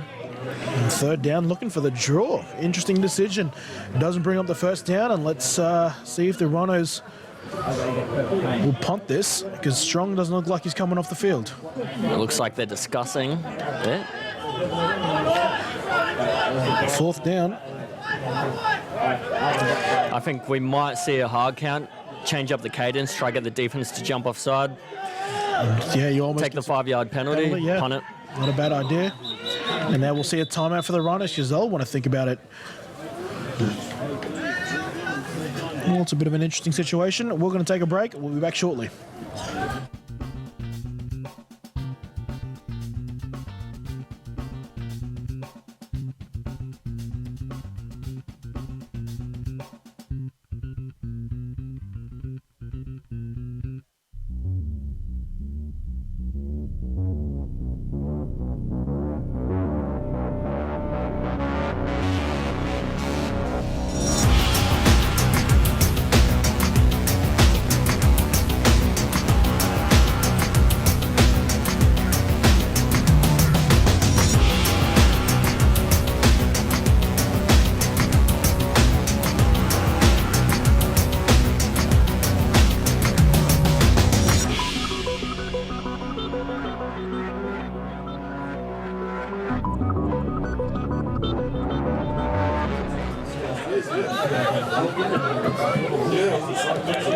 And we're back. Fourth down here. It looks like the Rhinos are at least going to look like they're going to go for it. Strong is onto center, which he hasn't done to my recollection so far in this game. Will he go for the hard count? Everyone's pointing fingers. It looks like it's a false start on the Rhinos. The Ravens managed to hold their water. You called it. You said they were going to try and get him offside. That's exactly what they did. I think it's just too predictable, though. You call a timeout and you go back out there. Obviously, it's quite difficult to call that in the hurry-up. But, I mean, as a defense, you know that's coming, right? How many times do defenses jump regardless? You're right. You're right. If I'm a defensive coordinator, though, I'm getting very, very mad at those guys because it's predictable. You know it's coming. But good job to the Ravens. They held their water. The Rhinos didn't hold their water. The gamesmanship continues as they will now send out their punting unit. Kokwa, who's not only their kicker but their punter. Back deep to return is the pair of Nigel Fawcett and the explosive returner. That is Chris Clark. Very tight punt formation. Ravens overloaded to the right-hand side. Oh, it's a fake. It's a fake. It's in the hands of Parnell. Parnell's got the first down. Parnell's going to go and is eventually taken down. You said they were overloaded to the right, so what do? They run the other way. And I think that might have been a pre-snap read that's designed into their punt unit. The Ravens overloaded, and that's great. They're having a go, but it really leaves you outnumbered on that, as we saw the right-hand side. I thought the games are over after they went for the offside penalty, but they're pulling out every trick in the book. 24-10. Just over 2 minutes. We might be approaching the 2-minute warning after this play, though. The Rhinos would love to add more points before the end of the half. Strong. Give to Latu Mahina. No, Strong kept it. Strong's going to get taken down for a loss. Great play. Selvin to Kave Chand. And that's a play they needed. That was played it perfectly off the edge. He doesn't get suckered in. And that just comes down to good defensive coaching, good game preparation, understanding who has quarterback responsibility, who has dive responsibility. Yeah, straight back at it. Strong's taken off an arm brace there. He's thrown it off the field. He doesn't want it. And now the white hat's going to make him take it off the field. And that might... I do wonder if that's cost him a timeout. I hope not. No, I mean, that's not I think they're just going to get it the off play. the field. They're just going to get it off the field. I hope so. Common sense seems to have prevailed there.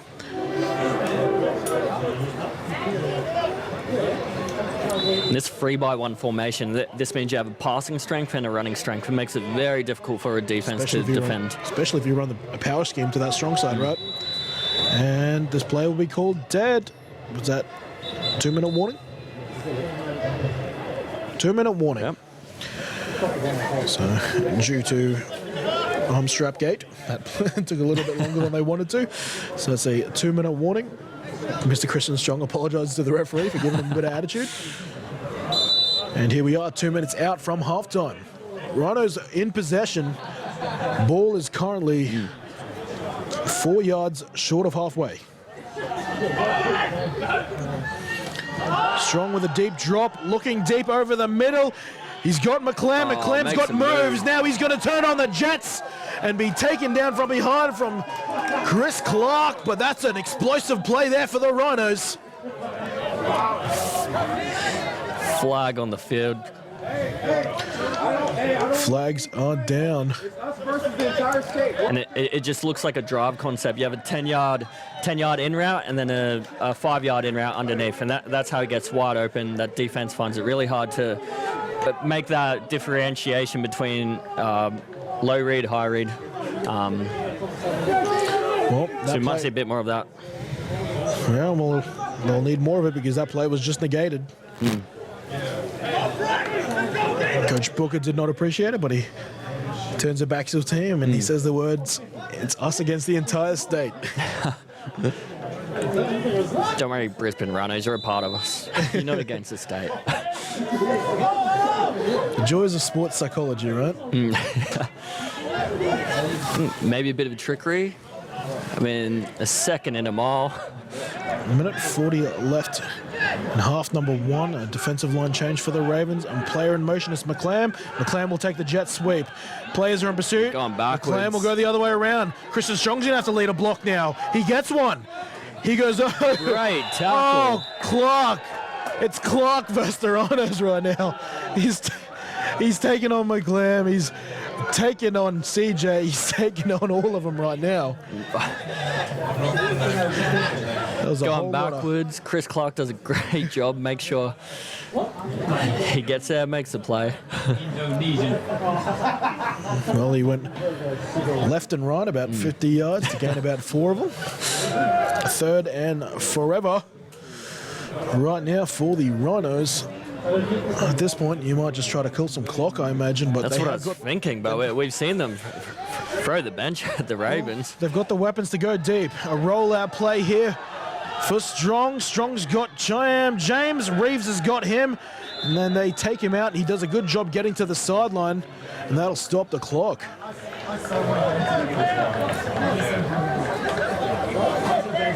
And how tough of a throw is that, Mike Jones? Rolling to your offside and making a good throw. Well, I mean, technically it's quite difficult. A sprint out is also designed to make it easy for the quarterback. You're in space, you don't have the O-line, D-line in front of you, and it's just about getting the hips and shoulders coming through. So, I mean, that's a textbook throw on a sprint out play. McClam's got a new person in front of him now. It's Bryson Carpenter. 2 safeties back deep. I think that's Clark and number I think they might call a timeout here. Damien Brudrick. think they'll have to. No. They'll call a timeout, trying to beat John the clock. Booker calls a timeout.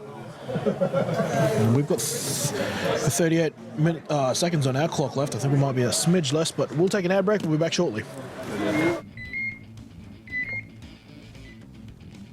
Hello, Paul Mills, live streaming Brisbane. Yes, hello. Do you only do live streaming? No, we do all sorts of video production, from television commercials through to corporate videos. We even teach students how to film and edit. We've got 17 years worth of television production, from programs to series to websites to social media. But you only work in Brisbane? No, we don't just work in Brisbane. We actually travel all over Australia, and in the last few years we've worked in Perth and Sydney, Melbourne, Darwin, Adelaide, Toowoomba, Gold Coast, as well as Brisbane. Our equipment is very portable. So what genius came up with your dumb name then?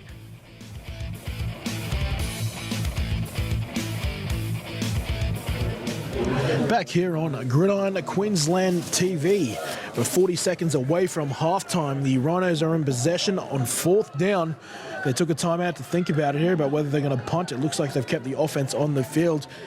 The Ravens, they're trailing by 14 points right now. Trying to make sure that stays that way. It looks like the Rhinos are going for it. And 4th down here, this will give the Ravens some decent field position if they can get a stop here.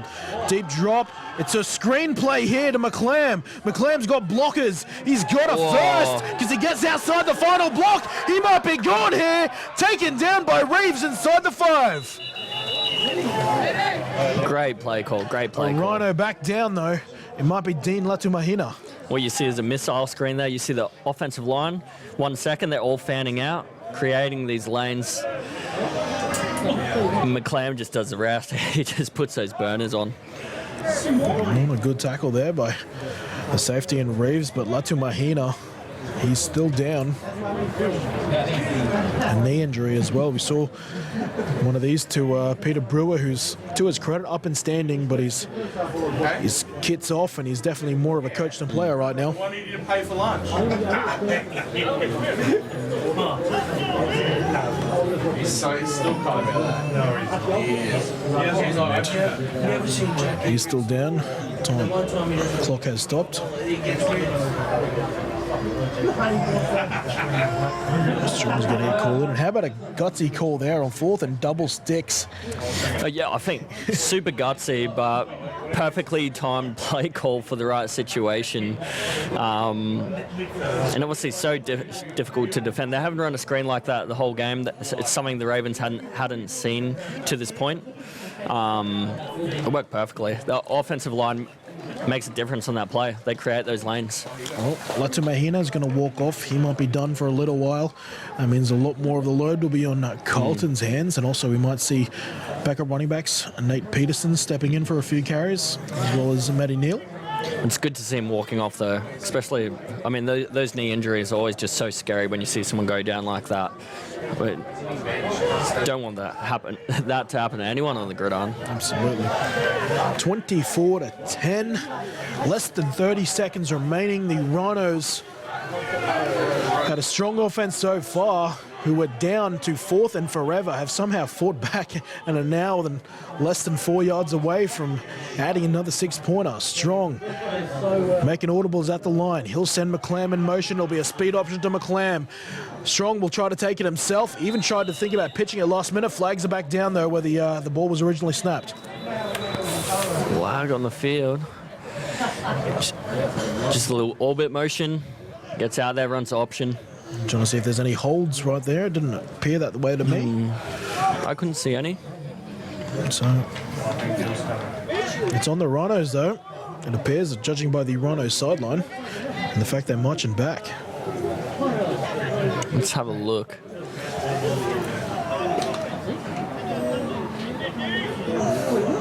Good double team block. Maybe the left tackle. Maybe. Yeah, it looks like. 40 apparently. Oh, Ravens 40. Right. Well, looks like it is on the Rhinos because they've been moved back. Penalty count is definitely in favour of the Ravens right now.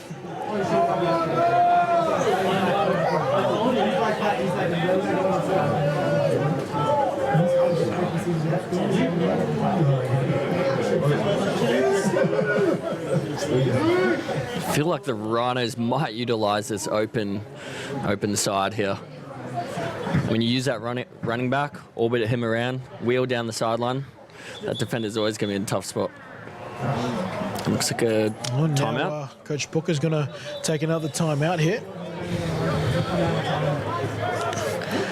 I still think he might actually... No, that should be his last there. He's used one earlier. Yep. And they used that one to call the fourth down play earlier. And now we have one now. We might take that opportunity to take a short break ourselves. Hey, we're going to run this shit up. We're going to embarrass this motherfucker in the second half.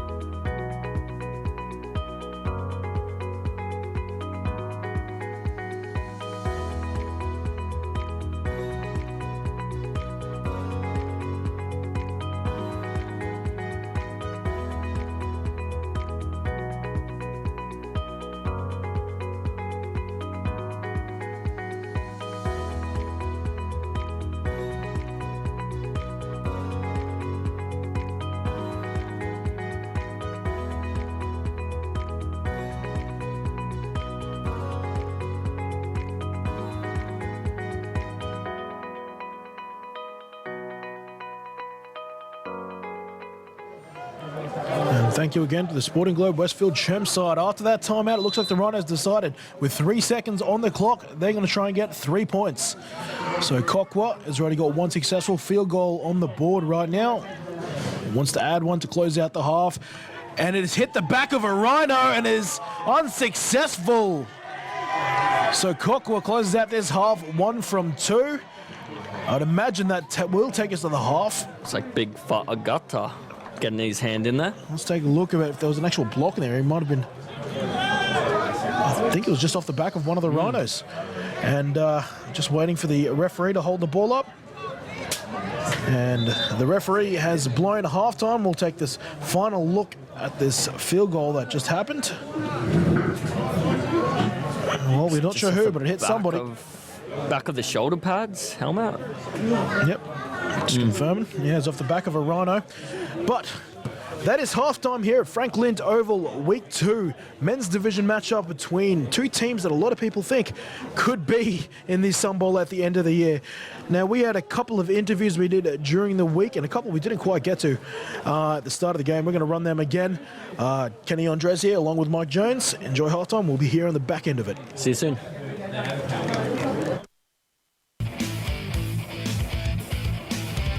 New Rhinos quarterback Christian Strong. Firstly, welcome to Australia. Welcome to GQ, and what a welcome we got from you on the weekend just past. Yeah, thank you guys for having me. You know, the whole team, they've made us in Porch feel welcome, like we're at home. Yeah, and this past week was good. It was good, you know, to just get that first game in, get the nerves out, the jitters out, get back into football, game speed as well, and it was a good outcome. You know, can't complain. And obviously, for those who don't know, you've come from the NC2A system and in Seton University. You've played some pretty high level. What do you make of the competition here in Gridiron, Queensland so far? So it is different. You know, I came from Division II school, NCAA, right outside Pittsburgh at Seton Hill University, and was a 3-year starter there. And you know, the competition level it's higher in the States, obviously, but you know, out here there are some athletes. There actually are some good athletes that, you know, can play football. You know, probably in the States. They just need the right coaching, the right technique, and the fundamentals. But you know, so far it's been good. Everything's been good so far. Obviously, when a team is lucky enough to get an experienced quarterback from a NC2A system, that usually comes with a lot of knowledge. How have you been going, teaching everyone everything you've learned over the last few years as a 3-year starter? Yeah, so since I've been here, you know, I'm not only like the starting quarterback, you know, but it's also a feel of like, you know, being a coach as well out here. And a lot of the guys are older than I am. So, you know, a 23-year-old telling them, you know, how certain things are done, but, you know, it just respect's earned. And I feel like, you know, I've started to earn some respect with a lot of the guys here where, you know, they respect, you know, certain coaching techniques that I have, you know, that have been instilled in me, that I've learned from the 14 years of playing football. So it's been good, you know, and it's just everyone's just, you know, everyone's getting better and learning each and every day. So mate, obviously born in Toronto, then school via the States in Pittsburgh. We're in winter at the moment. Are you ready to handle the heat coming to southeast Queensland later in the season? Oh yeah, I'll be ready for it. So although I was born in Canada, I grew up down south in Florida for 13 years. So I'll be used to that heat. I'm actually I'm waiting for it. You know, I'm not a cold fan as well. They say you can get used to winter, but I don't believe that. You know, winter comes out of nowhere and just hits you. Canada winters are terrible. This is very mild, but as you can see, you know, long sleeve, got a beanie on, so you know I'm dressed appropriately for this. So. Well, I spoke to your head coach, and obviously the big thing he said he wants to achieve during his time here is development. You know, he said, you know, championships come and go, but you know, culture that stays. What do you want to achieve, whether it's 1 or 2 seasons here? When you leave, you know, the Rhinos, when you leave Gridiron, Queensland, Australia, what are you hoping you've achieved when you depart this beautiful nation of ours? Yeah, so you know, I'm a firm believer in the Lord, and you know, it's more than just football out here for me. You know, it's just spreading the word as well out here. You know, being a light to others, being a positivity to other guys on this team, other guys in this league, and you know, obviously a championship is what I'm hoping for. You know, probably just be here for 1 season, but who knows the future? I could be here for many more to come, for all I know. So just take it day by day, just see how things plan out. But you know, just getting better each and every day, and just giving my all each and every day to not only myself, but all of my brothers out here, all my teammates out here. So. Lon, fresh off her win in the Waggle, the Women's Australian Gridiron League, and now, unfortunately, due to the folding of the Women's Rhinos team, you're not going to let that stop you from coaching. You've jumped onto the men's as one of, from my recollection, one of the only women ever to be coaching in a men's competition. Yeah. Obviously, you know, things would have been ideal if you could have been taking you know, the women's teams, you know, at the helm again. But look, Coach Book has given you an opportunity to coach in the men's team, and from what it looks like, they've welcomed you with open arms. Oh yeah, they sure have. It's been a great opportunity for me to come in and yeah, representing women coaches. You know, it's good to take that first step out and yeah, just go for it. I love it. Obviously, it would be, I guess, odd, I'll use that word, you know, jumping into the men's comp, but and you know, obviously the first question is you know, are they treating you like a coach? But I've asked around, and you know, everyone's willing to take knowledge off you. Yeah, no, they have been. Yeah, I'm so honoured to be in this position, and yeah, it's good. Are you riding the momentum you picked up from the WAGL? Obviously, you guys had a 3rd straight victory, and you're trying to use that momentum to sort of guide your coaching here in 2018? Oh yeah, I sure am. Yeah, winning that national championship was just, yeah, it was amazing for Queensland, and you know, I want us to pretty much dominate with our female coaches in Queensland and show the rest of Australia that, you know, we've got women here that can coach, and we want to see that throughout Australia. So clearly learning a lot of stuff there through this new experience. What do you think you're going to take back coming from this experienced coaching man, coming under Coach Booker, that do you think you'll take back to coaching women's when you eventually return to that? I just think having a good structure around the game, and yeah, definitely learning so much from all the knowledge that he's bringing into our club team, and yeah, I want to take that to the women's, and yeah. And for the Bayside Ravens men's, Jack Capewell, and I'm hitting you up because, mate, you had a bit of a milestone on the weekend. You landed your first ever touchdown, and look, a lot of linemen, they'll go through their entire career not scoring. You've done it here in one of your early games and early parts of your career. Yeah, absolutely.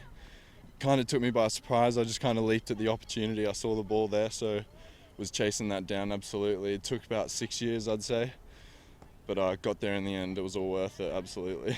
Mate, let's slow-mo. Let's talk about it step by step, mate. You've got her off the snap. It's a bad snap. How big were your eyes when you saw that snap go over Paludan's head? When I saw the snap go over Paludan's head, I thought to myself, yeah, I've definitely got the height advantage here. As soon as he turned around, he saw me, and I just kind of snatched it before he got to it. Luckily enough, I just got the ball down the field and got it in the end zone. Mate, did you freak out when you realised I was about 60 yards ahead of you? Yeah, I did, absolutely. Absolutely. In my head, for some reason, I thought there was about 20 yards ahead of me, but as I looked up to the pylons, I saw there was a few more yards than that, and so, yeah, I got running. Mate, talk me through the final bits. I thought you were going to be straight to the pylon. You were going to go for the big dive in the corner. You end up cutting back, and you almost get stopped at the 1. How disastrous would have that been? Yeah, that would have been a buzzkill. That would have been a buzzkill and a half. But no, I thought to myself, no, I'm not going to let him get the best of me. I thought he was going to push me out because I saw it was William Mahe chasing me down there. I know that player's got some real game, and so as soon as I saw it was him chasing me down there, I was definitely trying to cut back inside just to be sure it was getting in the end zone. Mate, How many years is it going to be until that turns into a 60-yard touchdown, to a 70-yard touchdown? How long till we get to the 100? Till my 40 improves, probably. Probably until my 40 improves, absolutely. Yeah, I don't think I got the speed on me quite yet. I'd say it's a couple apple juices and a good story to turn that into 100 yards. Yeah. All right, that was a great catch-up with Jack Capewell, who was recollecting his first senior career touchdown. I'm seeing a whole bunch of different stuff here at Ravens training. Quarterback for the women's team, Chrissy Torres, is taking the definition of threading the needle. I'm Chrissy Torres, number 8. To all different levels, but fantastic stuff. But once again, Kenny Andres at GQ TV. If you're loving the stuff you're seeing, don't forget to share it all across the pages, share it to those overseas and those who are just looking for awesome gridiron action. Welcome Gridiron community, Kenny Andres here for Gridiron Queensland TV. The broadcast ahead of you will feature the Brisbane Rhinos Colts taking on the Bayside Ravens Colts and the men's later to come. I'm here at Mitchelton, ready to get underway, but before we kick to the coverage, I caught up with the coaches. Let's hear what they had to say. Coach Harkness, mate, second year at the helm. You've had a bit of help. Over the off-season, you did an internship with Hawaii. Tell me, that's surely prepared you a little better for this year? Oh yeah, that was like the best experience of my life. I learned heaps over there, so it was really good to learn plays and learned a little interest to big-time football, so it was really good for us, yeah. Mate, obviously I'm sure you have a couple of returning guys. It was a bit of a building year for you last year. You got to the playoffs, but obviously you bowed out. Who are the couple of the guys that you're looking forward to returning? Oh yeah, we got some good returners, especially in the D-line and the O-line. They're good returners, so it sets the foundation. We still got a lot of new guys and guys who have played before at other clubs, so that helps with the experience. But they weren't used to the training we were doing when they first came down, and now they are, so it's all good. Mate, just like last year, you've had the opportunity. You guys had a bye in week 1, and you had a chance to go out and scout your this week's opposition in the Bayside Ravens. Disadvantage or advantage having that extra week? I'd say it's probably an advantage in the long-term run, because we're able to see how they play, what sort of tendencies they have, and little things we can pick up on that the other teams don't have towards us, so they don't know how we're going to play this year, because we're completely different to last year in our style of football. So we're going to try and shock them a little bit. As far as preparation goes from this year compared to last year, as that you refer.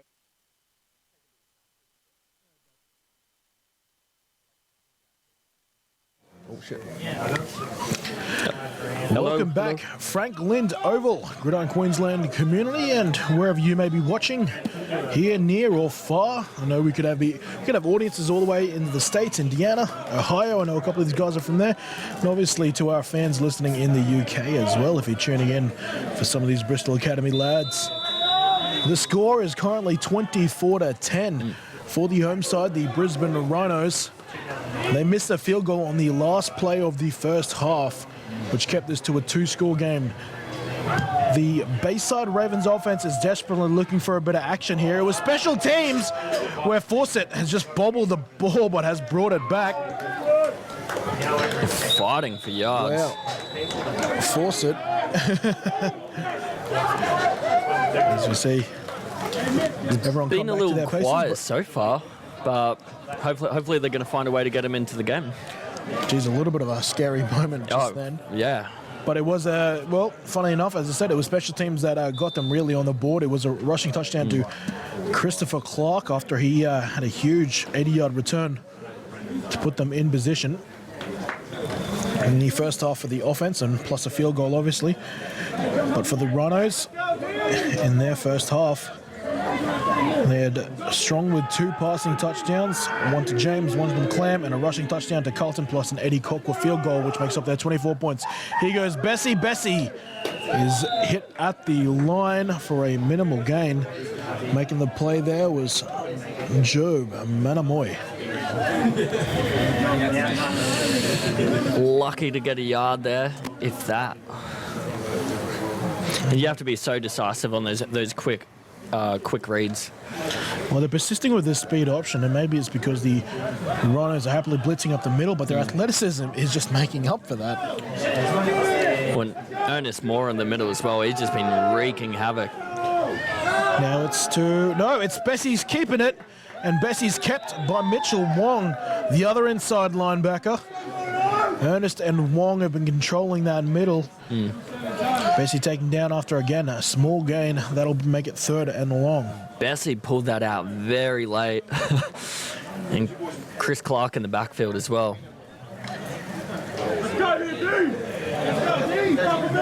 Very late. It's Chris Clark, who's been the special teams and defensive dynamo for this team. Now he looks like he's going to add running back to that list. Throwing long to Fawcett. Lightning Joe on the coverage. Fawcett looking for a PI. He's not going to get it. But now it looks like Rasmussen is a little... Yeah, he's going to come off after that play. It looks like he's got a lower leg injury. You just look like that slant flat combination with slant on the outside, flat on the inside. Simple read for a quarterback. Defensive back plays it perfectly though. Gets a hand in there, disrupts the play. And he's paid for it now. He's in pain, writhing in pain on the sideline. On the Rhinos sideline. That's 4th down now, and it looks like they're going to have to punt it away. Scrub that idea. Bessie and Clark are still in the backfield. And Fawcett, wide receiver nearest to your thing. The snap is bobbled. Oh, and the Rhinos have looked to recover. It doesn't matter. It was 4th down. And that is a turnover, whether it be fumble recovery or turnover and downs. We've got Rhinos ball. Joe Bamanamoy right there recovers the ball. Chalk that up as another takeaway. Bessie goes for the kick as well. I mean, not an ideal outcome. The Ravens are going to be really hoping this defense comes out ready to go second half. For Bessie, it feels like 2 different challenges. Last week, he felt like he had forever to throw. Was slinging passes left, right, and center. The Rhinos, they're not allowing him to do that. They're in his face early and often. And here goes Vargata swallowing that play. Carlton will need to peel himself off Vargata after that one. Where'd it come from? Oh, beats a double team. Gets in there. No.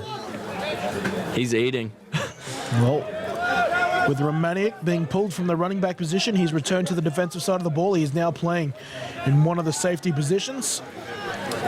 Reeves, his backup though, he's staying on the field. He is replacing Peter Brewer, injured earlier in this game. It's another play action pass over the middle to Hansen. Hansen collects it on the slant pass and will be tackled by Romaniuk. Quick slant from the outside. They set him up with a jet sweep motion. Hansen with 3 touchdowns last week, still looking for his first. Just one of these many weapons that the Rhinos boast. Strong, low snap, he gets it. He's looking to his right, he's going to throw for Hansen. Nowhere near him. Pass falls incomplete, and that'll bring up 2nd down. Strong trying to see if there was a bit of action on the defensive line. Thought it might have been a free play. O'Day plays that very well, though. Well, it's interesting. You know, Hansen, you got Shyam James, obviously the imports and Parnell and McClam. They've still got another receiving threat who's currently inactive tonight, Hokianga Tanawa, the junior and senior Queensland wide receiver. He's inactive this week, but he's just another one you throw into that receiving rotation. They are stacked with talent. Carlton, no, it's a reverse pass. McClam looking to throw deep. He's got the pass off. Nowhere near anyone though. It falls incomplete. Looks like Bailey might be down after that. Bodies flying everywhere at the end. Looks like them. Matt Bailey not looking too good. Hansen's checking out on his opposition there. And we're going to have another injury timeout. And that's the 2nd time they've run that play. That looks a bit awkward, but they got there. Let's see if we can spot it here. No, I'm not going to see it on that one. Let's see if we can see on this angle. We see Bailey in pursuit in the middle of your screen now, your left side. It looks like it's a bit of a backside block there. Gets him late. It's always, if you can't see them, they get contact. You can't defend yourself. No. To be fair, it looked like he was in front of him. I don't think it was a block in the back. It wasn't in the back from the side. And Bailey just hasn't seen the offensive player coming in. Hanson proving he's more than a receiving threat, laying a big block there. 3rd down. One more down to survive for the Ravens unless the Rhinos decide to go for it again. Once again, trips to the left. That is the MO for this Rhinos offense. Strong in the shotgun. He'll roll out to his left. He'll hit McClam in the flat. And McClam will be taken out by Reeves for a short gain. That'll bring up 4th down. Will they send out Cockwell once more? It looks like that's the case. The green boots are on the field. And that's the second time they've run that sprint out. And this time taking the short underneath route. And just not enough yards to get them. But in saying that, they have Cockwell there. They know as long as they don't take a negative play, it's a positive in this situation. Well, he's been solid all night, Cockwell. 1 from 2 tonight. And his last one, I don't know if it was blocked, but it hit his own player. This kick is up. It's much better. And it splits the uprights. Looks good. Chuck another tray on the scoreboard. 27-10. The Rhinos are now here at home. Frank Lindoval. Good hold. Straight over the black dot. He makes 2 from 3 tonight for Eddie Cockwell. There's John Booker. So having a think about what's going on. Well, the man knows how to win. He was last at the Kosh Rams in Turkey, where he took them to a CEFL Bowl for the first time. I know he's doing a lot of great things at the Rhinos, but I think he's one of the people who's been trying to push that film sharing culture in Gridiron, Queensland. So, I mean, getting these imports just isn't our own teams, Rhinos, Ravens, Thunder. It's actually trying to help the rest of the league grow. Indeed. But it does take a league-wide buy-in approach to really make anything happen.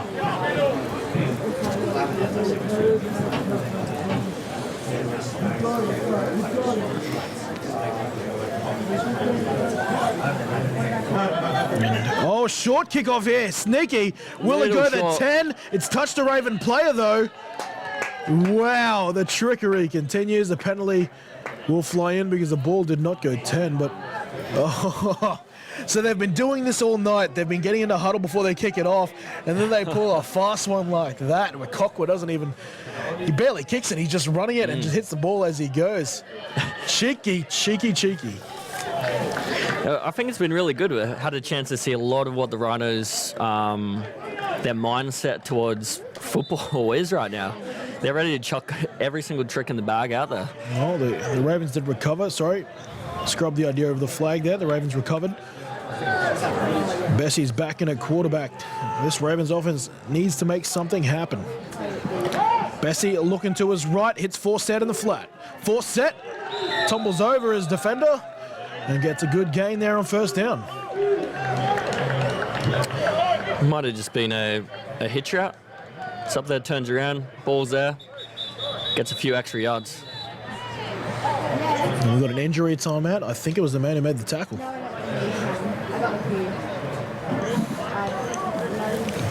Number 45 for the Brizzy Rhinos, that is Kyron Tanavasa, who is a former West Brisbane Panther in the rugby league world, so West Mitchie should feel like a second home to him. Might actually be Zachary Wiggins, actually. Oh no, my apologies. I wasted that back pocket information there. Still good to know that information. Ravens spreading them out, 3 by 1. Tate, who scored a touchdown last week, he's on the short side. They'll throw long. Oh, he had Warwick Russell open down that left-hand sideline. The pass just didn't have enough gas. So run the fake screen. Warwick Russell wide open. I'm not sure what happened with Mitchell Bass on that. That pass fell short. Well short. 3rd down. And that was a key play. That's a missed opportunity. Defensive back came flying up.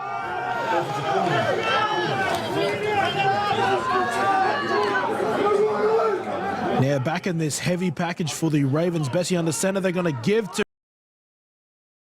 He's got the first.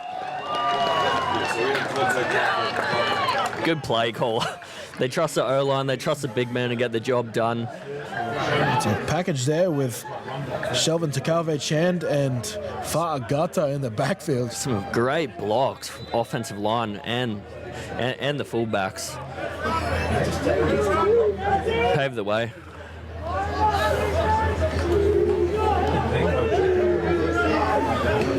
Back to a more traditional look for him now. Two receivers either side. Bessie looking left for the hit. She gets Warwick Russell. Warwick Russell spins around. Another good gain on first down. It's James with the tackle. Slings Russell around. It's really good timing. Russell and Bessie hooking up. Two Sun Devils teammates going at it there. Both playing wide receiver at the Sun Devil level. James now playing on the defensive side of the ball, though. I thought they would exclusively use him at wide receiver, but with Joe Rasmussen going down last drive, it looks like they're reaching into the depth shot. Gonzalo Lugo is also on the field now. And there we're going to go for the fade route to Fawcett. Oh, had it and lost it. Coverage on the plays by Gonzalo Lugo. It was a good matchup, one-on-one out there. They set him up with this formation, this look a few times. And it's there. It's a perfect pass. Fawcett's got to bring that in. Well, that makes it third down again. Last time they came in this heavy package and they ran it with Clark. The big men are not on the field, though. For wide receivers, Fawcett near side. Inside him is Tate. You've got Edwards and Russell far side. They're going to look to the wide side. Bessie's going to run with it, but he's not going to find any space. Taken down by Job Amanamoy. And this is what we didn't get a chance to see last week, Ravens versus Stingrays. There was no pressure on Bessie. Now the defensive backs are forcing him to sit in there, go for his progressions. Bessie is coming to the sideline to have a chat with, acting offensive coordinator Ben Stokes. And that's because they've sent out the kicking team, and that's a hint if I've ever seen one. If you come out in the kicking formation right now, nope, that won't be the case. 3 points not going to do them any good. With 6 minutes remaining in the third quarter, scrub that idea again. We do have a kick. Too many quarterbacks and wide receivers in on the kicking team. Very difficult. Here's my green boots Cockwell. Low snap. Kick was made though. And the kick, according to the Ravens sideline, is good. So 1 touchdown, 2 field goals for the 13 points owned by the Ravens. Nice job from Bessie. Sorry, Kenny. I was just going to say, I really love placeholders who do a good job. Bessie does it. We've seen what happens when holding goes wrong. Tony Romo can attest to that. But you're right, it was a low snap and it was fumbled, but it was good recovery from both the holder and Bessie and the kicker and Russell. Good patience from Russell. But I mean, those points are going to make a difference. If they can just keep the points ticking over, they're going to get their shot. If the defense keeps doing what they're doing. 27-13 in a game that features special teams plays and offensive touchdowns and field goals. This is something that wouldn't have been seen 10 years ago in this league. I think just that we're kicking field goals effectively is amazing.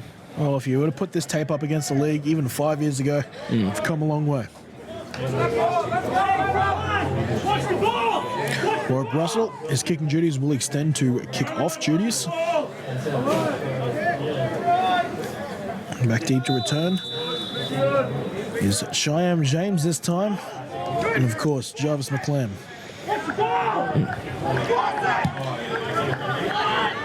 Kick is up, will be fielded by James. James will be met very quickly, but he makes some moves, finds some space in the middle, breaks a tackle. Now looking for the sideline. He's moving forward now because he's got blockers. There's blockers in front, eventually taken down in the Ravens territory. This kickoff is brought all the way back to the Ravens 27. James.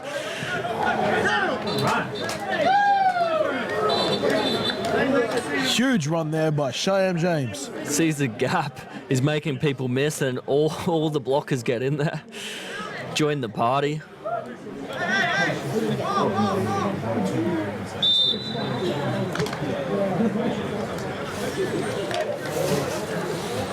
Rhinos again. Only really had one drive that's started in their own territory, I feel, by my count tonight. Yeah. Special teams and defense has been gifting some good stuff. Strong with 2 receivers either side. And here goes Colton. Fumble. Colton's got his second fumble of the day. The Ravens have recovered after the huge kick return.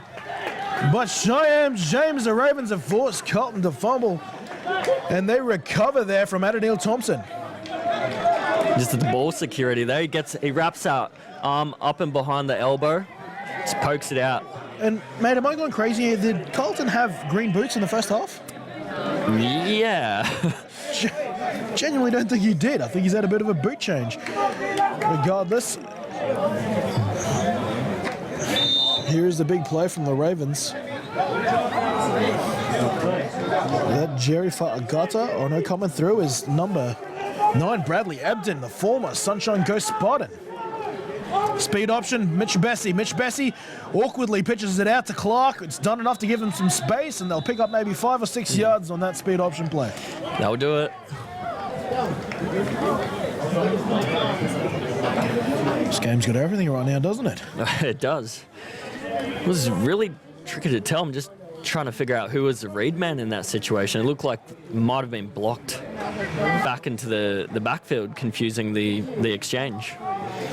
Well, it looks like it was closer to a 6-yard gain, but it's still about 2nd and 5.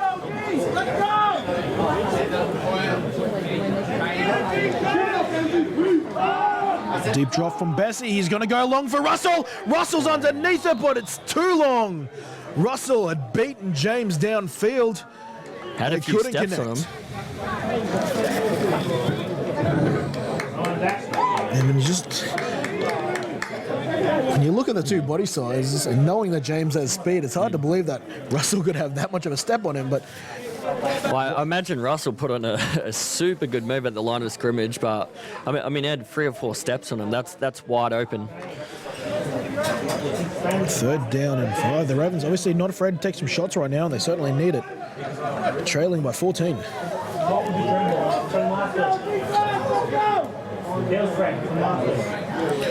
This time a give to Clark. Clark, good tackle there from Mitch Wong.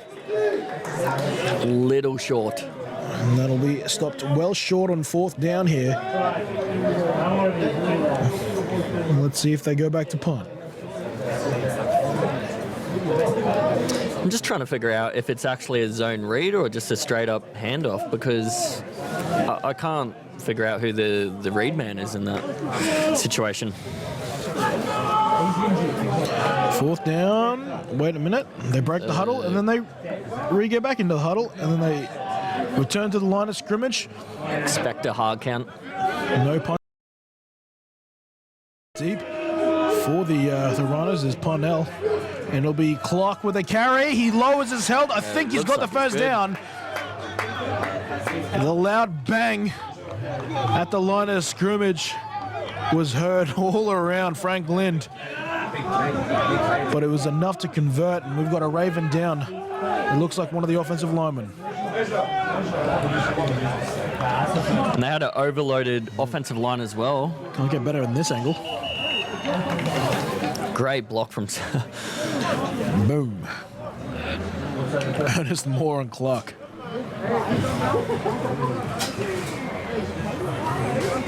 And obviously... Looks like he's made it. Andrew Big Baby Davis is going to take a few snaps off after that. He's a big boy. The Ravens actually do have a little bit of depth at offensive line. Probably at least 2 deep at each offensive line position, which is almost unheard of. I mean, that's sometimes the hardest position to recruit, make sure they're still showing up to training. Absolutely. Well, the chains have officially moved. First down.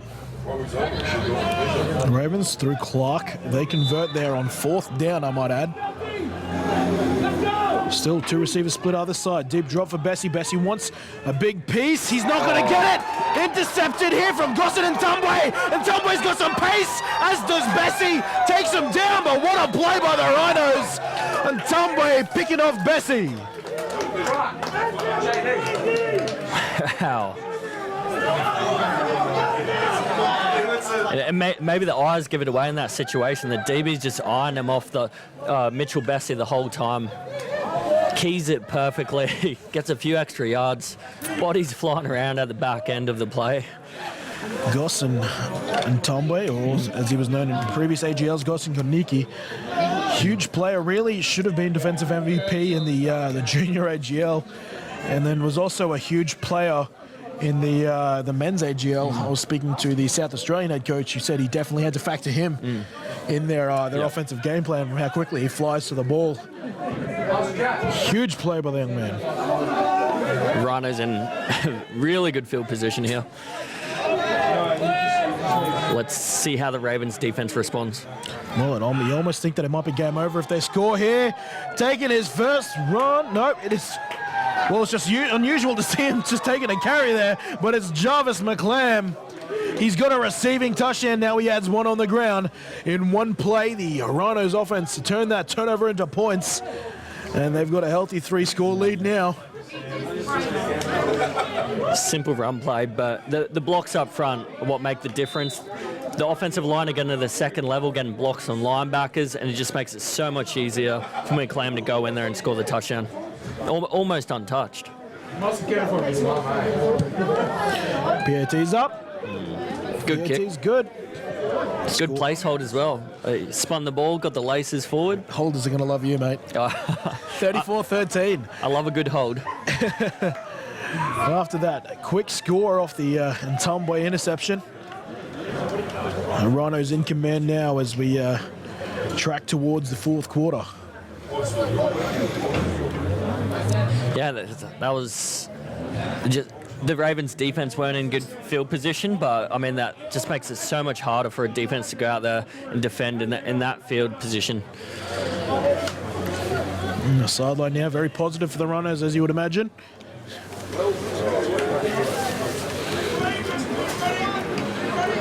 Yeah, I know me and you, Kenny, we both spoke about that, this game being the benchmark, and I think we're starting to see kind of where, I mean, we're still so early in the season, but we're starting to see where these two teams sit right now at week 2 in the season. So the Rhinos are very well polished, their offensive game. They're always in good field position. Yeah, well, it certainly helps. I mean, there's history there between Booker and McClam and Strong, and you can see that translating now. No onside kick attempt here for the Rhinos, but it is an awkward one. Fielded by Bessie, given to Clark. Clark will look down the left-hand sideline. Once again, his physicality is on display. Another decent return that pushes them around the Raven 40. A short kick. I'm not sure if this was pre-planned or just off the side of the boot. Bounces, Bessie just, they run their old razzle-dazzle. Chris Clark, he's getting contact. And the Ravens offense has been certainly trying. You used to wonder what this Ravens offense would look like with Darius Holiday-Miller in it tonight. Romanik back in at running back. A catch there from Bones. A hit by James. A 281's going at it. And Bones knows he's getting hit in this play. He can feel the defensive back coming down hot. Main focus, you just got to catch that ball, wrap yourself up, don't let go. Is Bones our GQ equivalent of Wes Welcome, mate? I'd say so, 100%. He's one of the best receivers I've seen in the last 5-6 years. Bessie over the middle for Edwards. Edwards loses his footing, and then Tomboy punishes him for it. And he's feeling himself right now. Points directly at teammate McClam, says, "What's up?"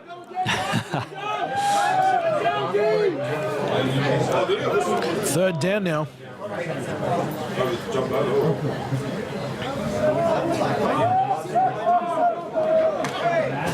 Third and about 6. Interesting situation to be in here for an offense, play calling wise. Especially, I mean, I don't. Don't know if they're in a fourth down mentality right now, the Ravens.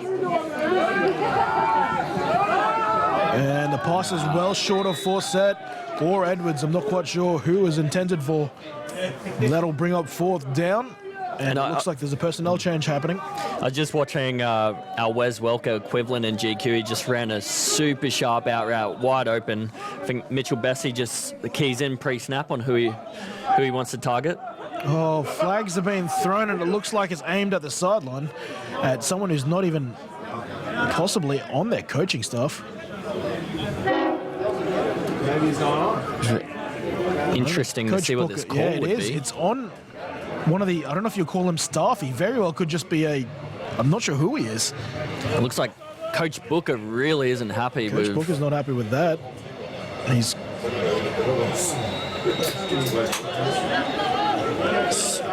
So it's automatic first with an unsportsmanlike coming from the Rhinos sideline. Coach Booker's ushered this gentleman, who I'm not sure who it is, he's ushered him off. He's just cost them 15 yards and an automatic first on fourth down. And I mean, it's just silly to give away dead ball fouls. You're not in the game, you're a coach. Well, I'm not even sure if he's a coach, mate. He's on the sideline. He's someone on the sideline? Yeah, someone on the sideline. Forgive me for not knowing who you are, sir, but you've just cost the team you're supporting 15 yards and an automatic first. Very silly. If you're Coach Booker, you've got to have a think about that.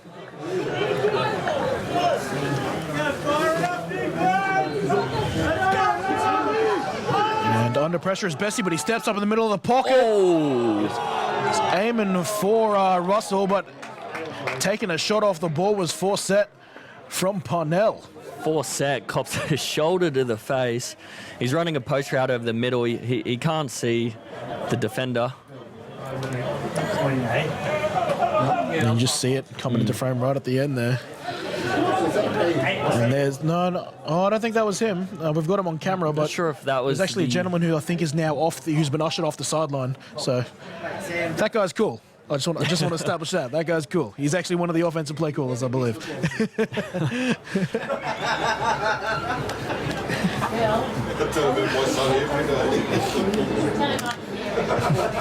So 15-yard penalty for defensive pass interference. So with it, once again, the unsportsmanlike conduct and now the defensive pass interference. It's welcomed the Ravens back in. And the Rhinos keep throwing what I think is the final blow, but then they keep welcoming the Ravens back in. Here goes Bessie, looking like rugby league out there. Clark breaks a tackle and eventually tackled by the rest of the Rhinos in pursuit. I'll tell you what, the pursuit by the Rhinos tonight has been top-notch. This Rhinos defense is flying around. This reminds me of the Sun Devils game against Victoria with Ben Stokes. Going down halfway, flicks it out, offload for a touchdown, but not the same result. Well, in history, coaches would try to force quarterbacks to learn how to pitch it normally. More and more I'm seeing nowadays, they say, well, look, if it achieves the same outcome, throw however you feel. Bones with a short catch. It's enough for a first. Once again, Bones and Cheyenne James becoming the featured matchup here in the second half. Good timing, really crisp route. Gets up there, makes a break, ball's on its way. He turns it up. I mean, he's a little short. Actually, is he a little short? Sorry, my angle was a bit off. It's third down. Looks good from where we're standing here. He's at 12-10.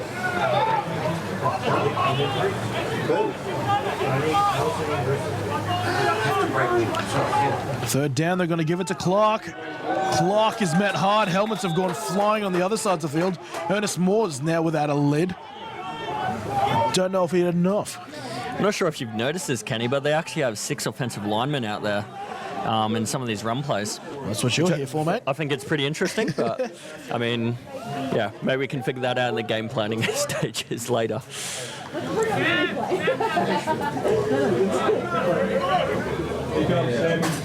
Well, it looks like first and goal is the call, so Clark once again called upon to move the chains on fourth down, and that's exactly what he does.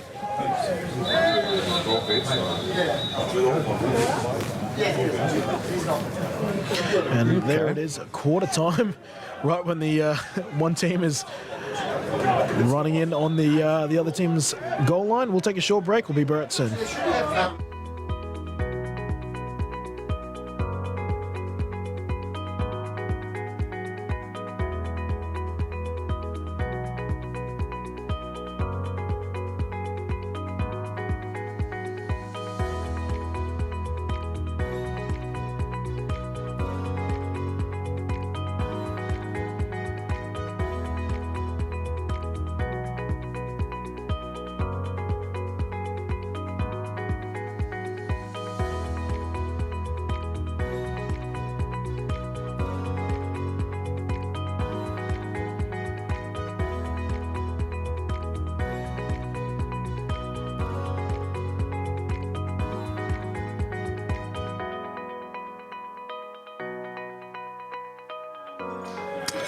In your face! Welcome back to Gridiron Queensland TV, where I've had a second glass dropping of the day here at Franklin Oval. And the gentleman on screen is the reason why the drive was kept alive for the Ravens. The unsportsmanlike conduct was called on that gentleman right there. Here goes. The run there from Clark was shut down from Ntombwe. He's having a hell of a second half. Looks like we got a bit of extracurricular. Ooh, it's getting fiery. Carlos Sinapati. That's I'm mixing it up afterwards.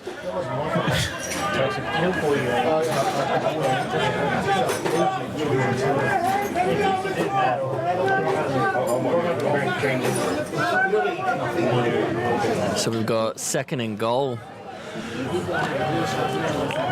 See if the Ravens can stick this passing game. Well, Bones versus Gonzalo Lugo is an interesting matchup down here. Two shorter gentlemen. I think. Chow for the play action. He might have a bit of speed on him. Let's see if they go to him. They try to throw over the middle. It's intercepted by the Rhinos. The pass was battered down at the line of scrimmage. Warwick Russell looking for a flag.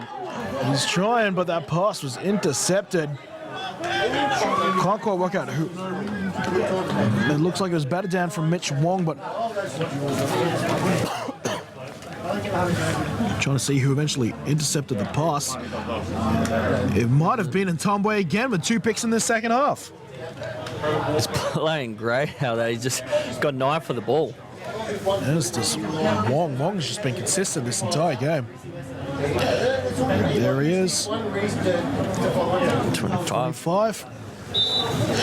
The playmaker, that is Gossin Ntombwe.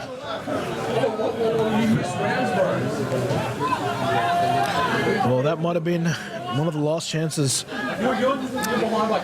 the Ravens had to sort of mount a real comeback. Especially with strong slinging passes like this, falling incomplete off the hands of Shyam James. Wow, and you just see the flight as well, and you see the ball get that nice path, nice flight, and it's dipping down at the receiver, just at the fingertips of James. Take one more look at this. It looks like Clark is back on James. James almost had him. Clark, once again, being moved all around Franklin Oval today.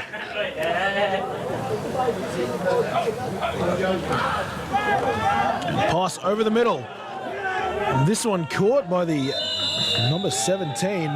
That is Alamin Hassan. Just a quick slant from the closest receiver. You see him pop open straight away. Another one of these Cougar transfers. Tackle there made by Hoogadike and Reeves.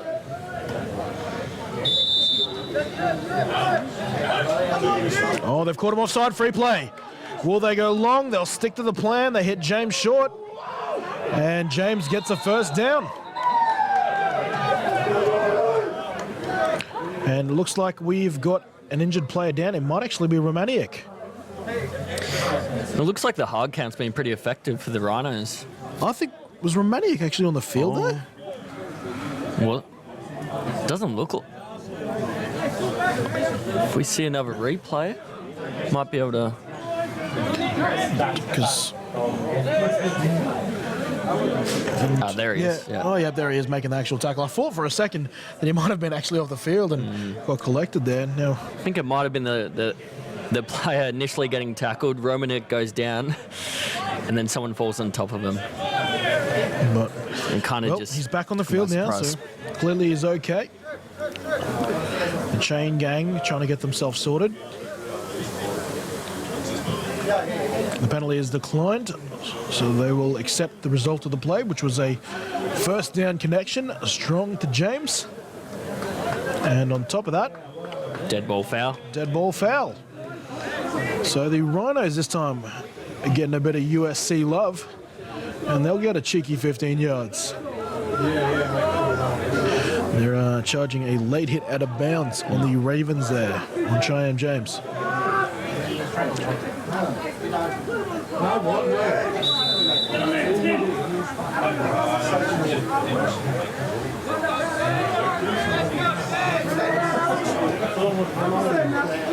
Play getting called in.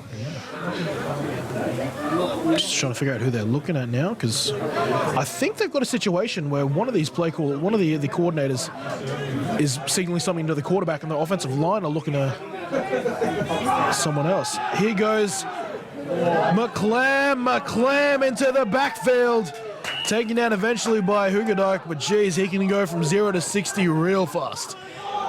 It's going to be very difficult to stop McClam when he builds up speed like that. And they're going straight back into it.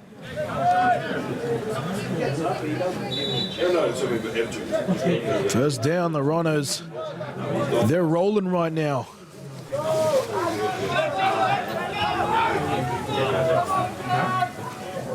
Getting the call in again. This time Booker is actually making the calls himself.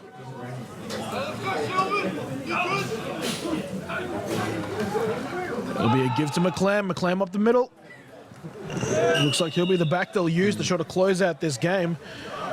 Carlton might be sitting for a bit after the 2 fumbles he's given up. A few double team blocks up there, opens it up. I mean, give or take, you're always going to get 4 yards if you get those blocks at the line of scrimmage. Try to get those offensive linemen to the second level, and you're laughing. 34-13, but the Rhinos in position to add to that. They very well could be pushing this to a 40-burger on this possession. 9 minutes remaining here in the fourth quarter.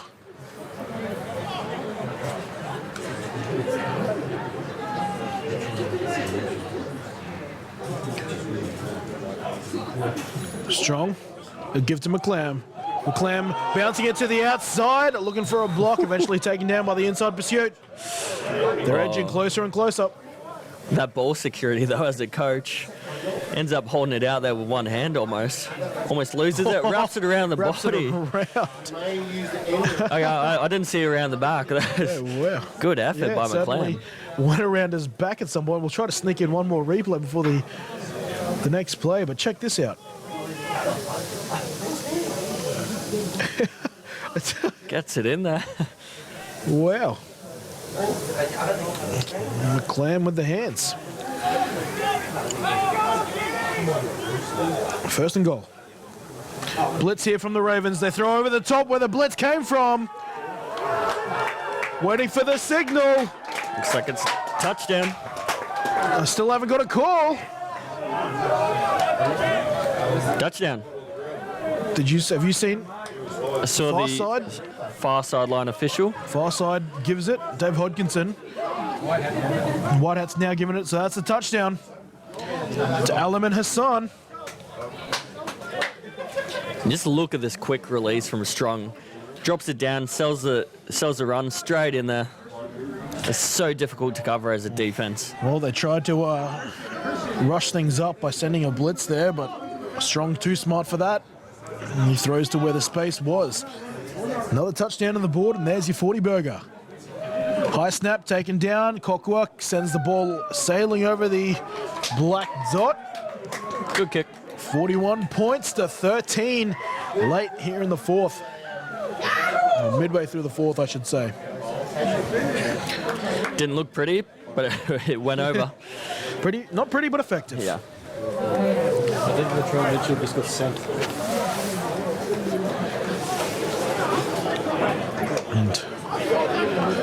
what's interesting here for Booker, who I've been told is obviously here for development. His culture is something that he wants to build here, something that will stay. We'll see how. Let's see if he starts to move some of his 2s and 3s into the starting lineup now, onto the field, I should say.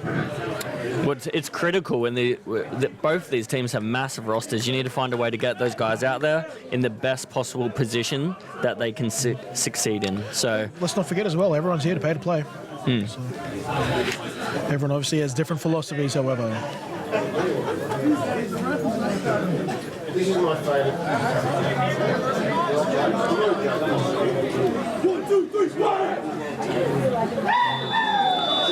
So, I mean, if you're the Ravens, you still got to go out there, do the best you can to go put some points on the board so you can go into your film review session and have a look at how you can improve for next week or your next opponent.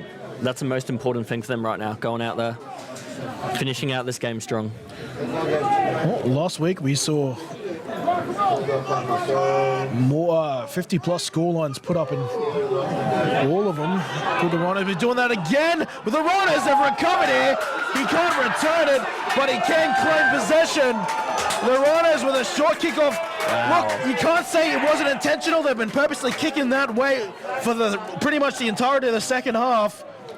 Look, honestly, I think Cock was so good. He can find a soft spot in that kick unit. He found it perfectly. Well, one of the benefits of having someone who, as they called him back in the day, a juster kicker, lands it. He's probably been looking for that all second half. He finally gets it. And it looks intentional to me. That was such a good kick. Well, the speed man in Parnell, he's right there, Johnny on the spot. And, well, I just said last week, it was all 50-plus score lines. The Ravens were on the good side of it last week. They very well could be on the bad side of it this one. And I think if you're a coach in GQ right now, you've got to start being really aware that when you play the Rhinos, you're going to have to game plan offense, defense, special teams. Because these guys are pulling out all the tricks. And I think it just shows you've got to be alert 100% of the game. These guys aren't taking a play off. Every time there was a lull, there's been a fake, there's been a cheeky kickoff. They force you to pay attention 100% of the game. 3 receivers out to the left, Kyle Shaw, the tight end on the right. It's a play action pass, thrown over the middle again. Once again, they find that spot behind the blitzing linebacker. Another positive gain on first down for the Rhinos. And I think it might be a run pass option. It's just like he's reading the linebackers, and straight away he knows that short quick slant from the inside receiver is going to be on. He's already hit it 4 or 5 times tonight. They'll keep going. Under 8 minutes now left in the fourth quarter.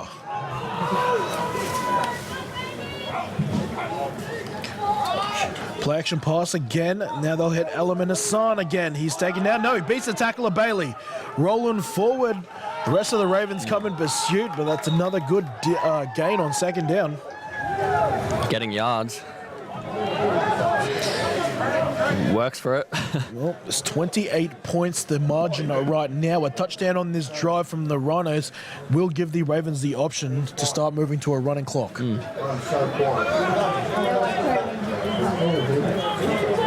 I think it's interesting. It'll be interesting to see how much more Booker shows, the rest of the league.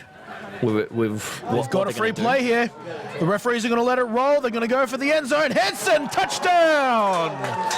His season total goes to 4. I was waiting a couple times now. They've caught them offside, Mike, and they haven't had a vertical pattern. This time they had it. Turns into a score. Works perfectly. And you can tell that they have to be able to practice that. The offensive line are holding their water. They're going on 1, they're going on 2, they're going on 3. They're mixing it up. D-line just jump. Good catch by Hansen. Thomas Hansen, the lucky man, is going the deepest on that play.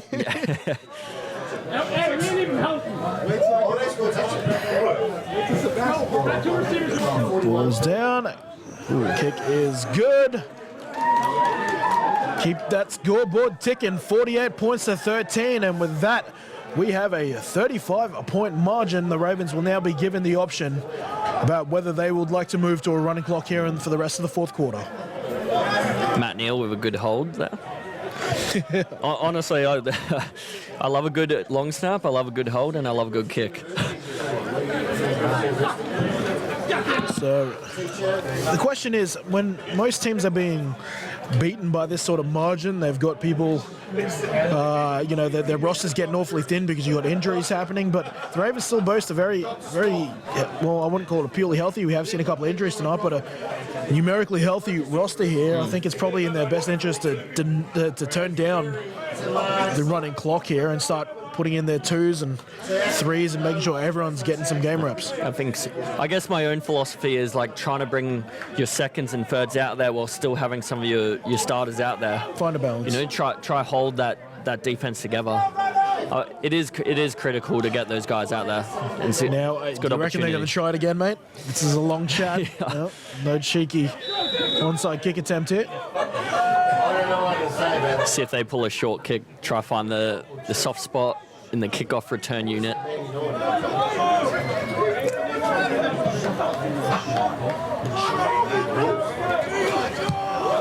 Cockwood aiming for that middle range again. This time it's picked up by a different returner. Oh, he's been hit and that ball's gone flying out. Wow. And I think it's been recovered by the Rhinos. By guess who? Gosson and Tumbwe. Short kick. The kickoff unit is flying down there. Oh. And Tim Carlton, who's had a couple of fumbles tonight, he atones for their forcing a fumble. He's gone from a -2 to a -1 now with that play. Nicely done. Just trying to look at that ball security. It just looks like he doesn't have it high and tight, close to the body. Just a little loose. Well, I think he's caught him as he's gone for the switcheroo there. Yeah, it all happened so quick. The man in question is Brandon Nolan Lee, the team's resident hip-hop artist. But with a Raven player down, we might take a short break. Oh, nope, he's back up to his feet, and he's back down. We'll take a short break. We'll be right back.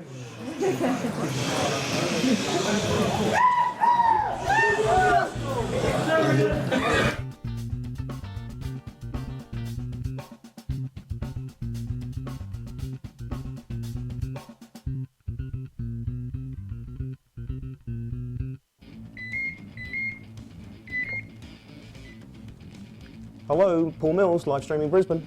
Yes, hello. Do you only do live streaming? No, we do all sorts. Back now, here in the fourth quarter. I've just gotten news that the Ravens have not elected to take the running clock. We are in regulation timing for the rest of the fourth. First down, Rhinos. After that kick return has come through. Tim Carlton, he's out of the doghouse now, and he's going to take a strong carry up the middle. After forcing a fumble, he gets a first down. And these guys aren't stopping. They're just going to keep going, make sure they're running, executing their plays properly. And that's always a good sign of a really good football team. Carlton again, back to live picture, breaking tackles. And I think he's running against a increasingly tired Ravens defense. He's finding some solid yardage.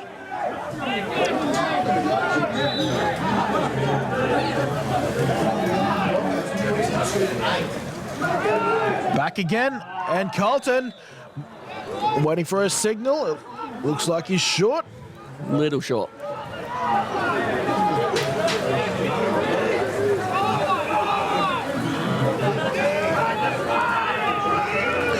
And the Carlton will get his fourth carry in a row. Stopped this time though. Matt Bailey on the plate. The Rhinos really pushing hard to hit this 50 burger. Let's see if they go. Let's see if they go for 5 carries in a row for Carlton. Nope, it looks like they're bringing in Latu Mahina. Parnell's coming off. So are they going to go with 2 backs?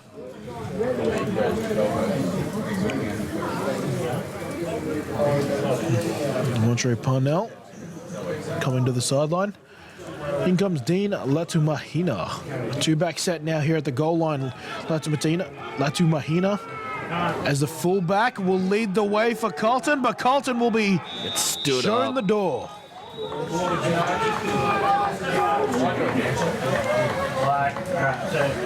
Defensive line getting off their blocks. filling gaps. I said it was Dean Olatumahina. It was actually Nathan Peterson. My apologies. Looks like they're sending out the field goal unit. Matt Neal to hold. And Cockwa to kick. Cockwa.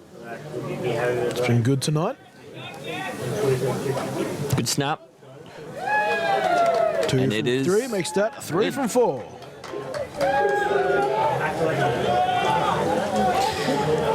Well, they hit the 50 burger. I think if anytime you're a coach, you've got to be happy with that, right? Well, that's back-to-back weeks. They've scored 50-plus points, albeit last week they almost did that in one game. Yeah. 100% right, though. When I saw last week, they were just scoring so quick. What we've had a chance to see here tonight is see the Rhinos construct some drives, string together a few plays, which I think is really interesting to see. I think the Ravens are going to have to go back to the drawing board, have a big think about defensively how they can stop this, because they're going to be seeing the Rhinos again, whether it's regular season or postseason.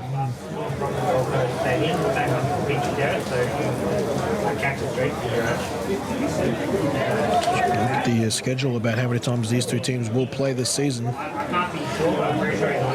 So it looks like they're sending out backup kicker, potentially, Keel Platt.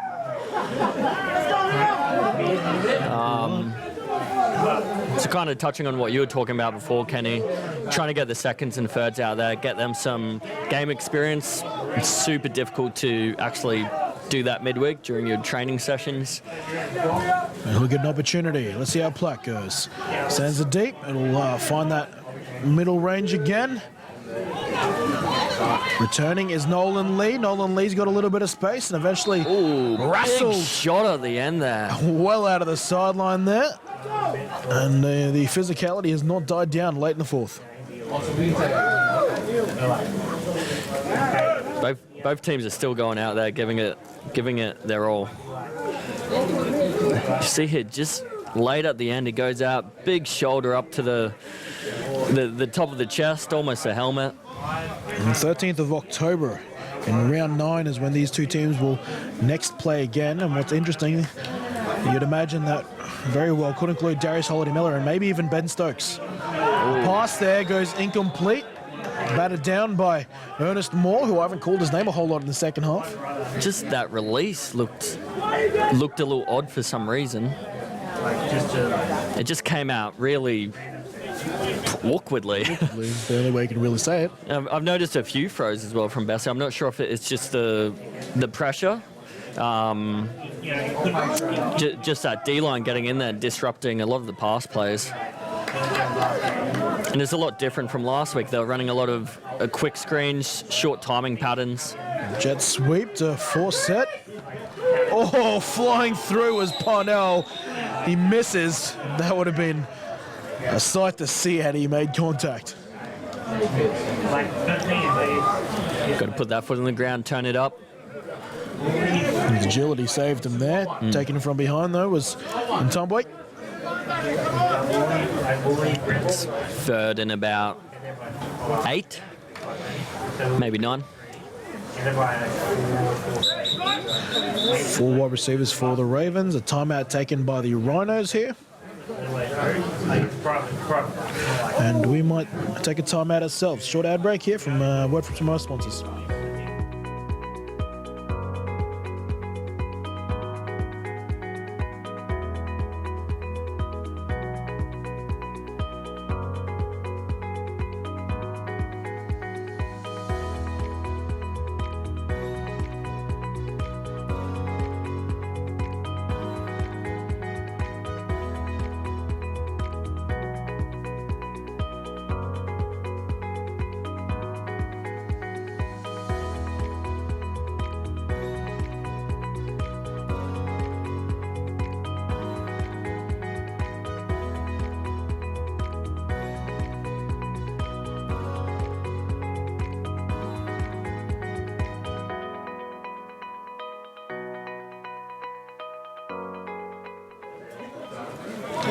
half-price steak Tuesday at the Sporting Globe. Well, I know where I'll be now on Tuesday.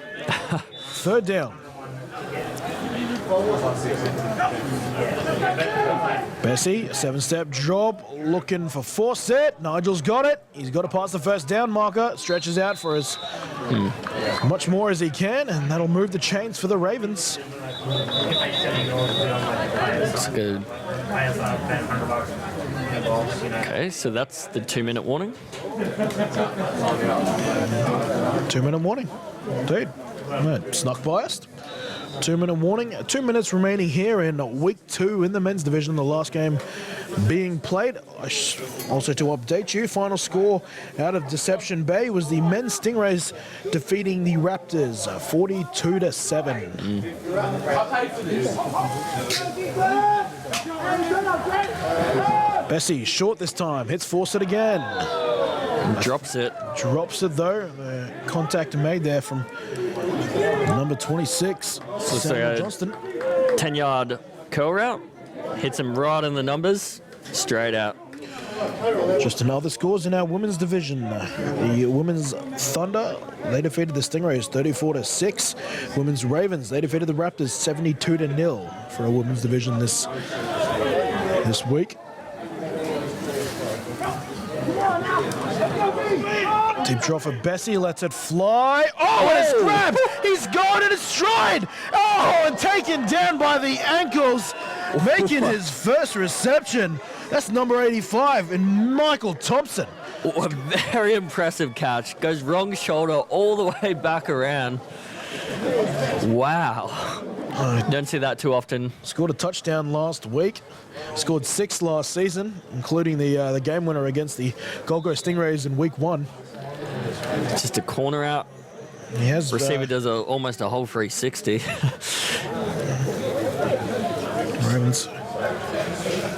The Ravens going a bit deeper in the receiving core right now. Michael Thompson with a good grab. See if the Ravens can put it in the end zone. 3 wide receivers on the field now is number 38, Peter Chang. And Bessie's going to run. He's going to cut upfield. He's taken down by Parnell. Bessie hasn't been able to just break free right now. Taken down around the line of scrimmage every time he's tried to run. And this is going to be a very difficult defense to figure out how to crack the code, basically. I mean, they would just play. Or defensive line, linebackers, defensive backs, it just looks so tight. You can tell these guys have been coached very well. Yeah, you have Parnell, Coach Booker, Thomas Pasner. Thomas Bassina, the DC. Linebackers coach at the Sun Devil level. They're going to throw for the corner for Peter Chang. And he was open. The pass couldn't quite connect. He's someone who's come over from the Raptors system, if memory serves correctly. Gets a little caught up there, but he's in the right spot.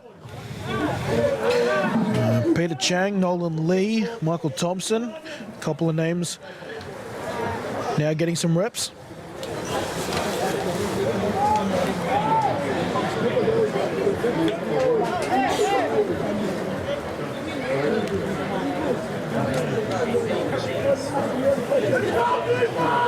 What can Bessie do? He'll throw short for Thompson, and Thompson gets his second touchdown of the year. Michael Thompson adding to the scoreboard. It's like a quick slant with a flat route from the inside receiver. The X gets a few blocks down there. Thompson does the rest. Yeah. 2 weeks in a row for Mickey T. 2 tons, as his friends know him, apparently.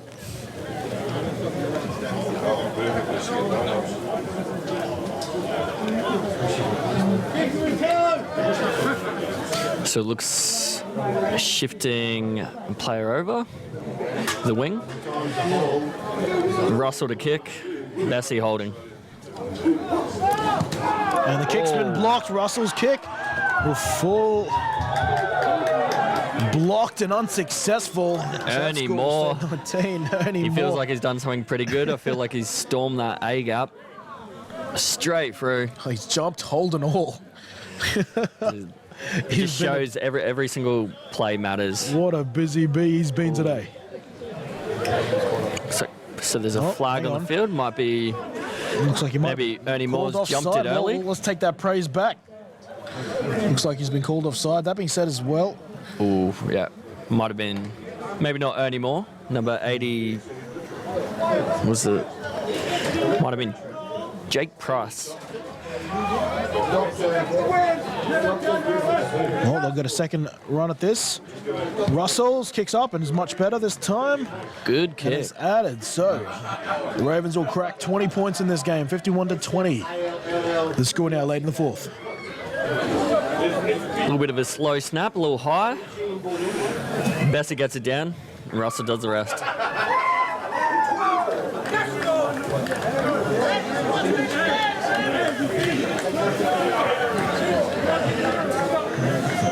And well, they took a whole lot of time off that now. We won't see a whole lot more football after this. 20 seconds remaining in this game. The Ravens do have to kick off, and well, let's see if the Rhinos will want to take one or two more shots to try and add to this scoreboard. We'll see what they do, but I mean, they're up so far. You just kneel it out from here, pack it up. Everyone can have a think about what happened tonight. I'm sure the rest of the league are gonna be they're curious to see all this. I think the benchmark's been set. The Brisbane Rhinos are a very sharp, tight-knit outfit. Big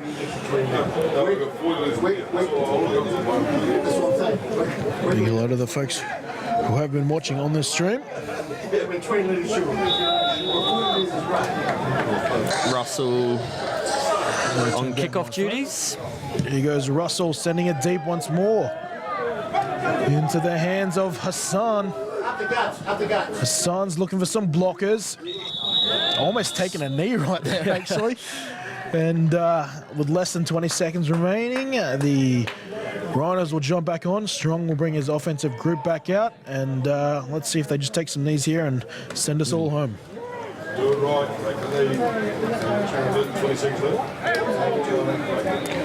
Shout out to Christopher Strong in Canada. It is the birthplace in Toronto of Christian Strong. Clearly some family members watching in. And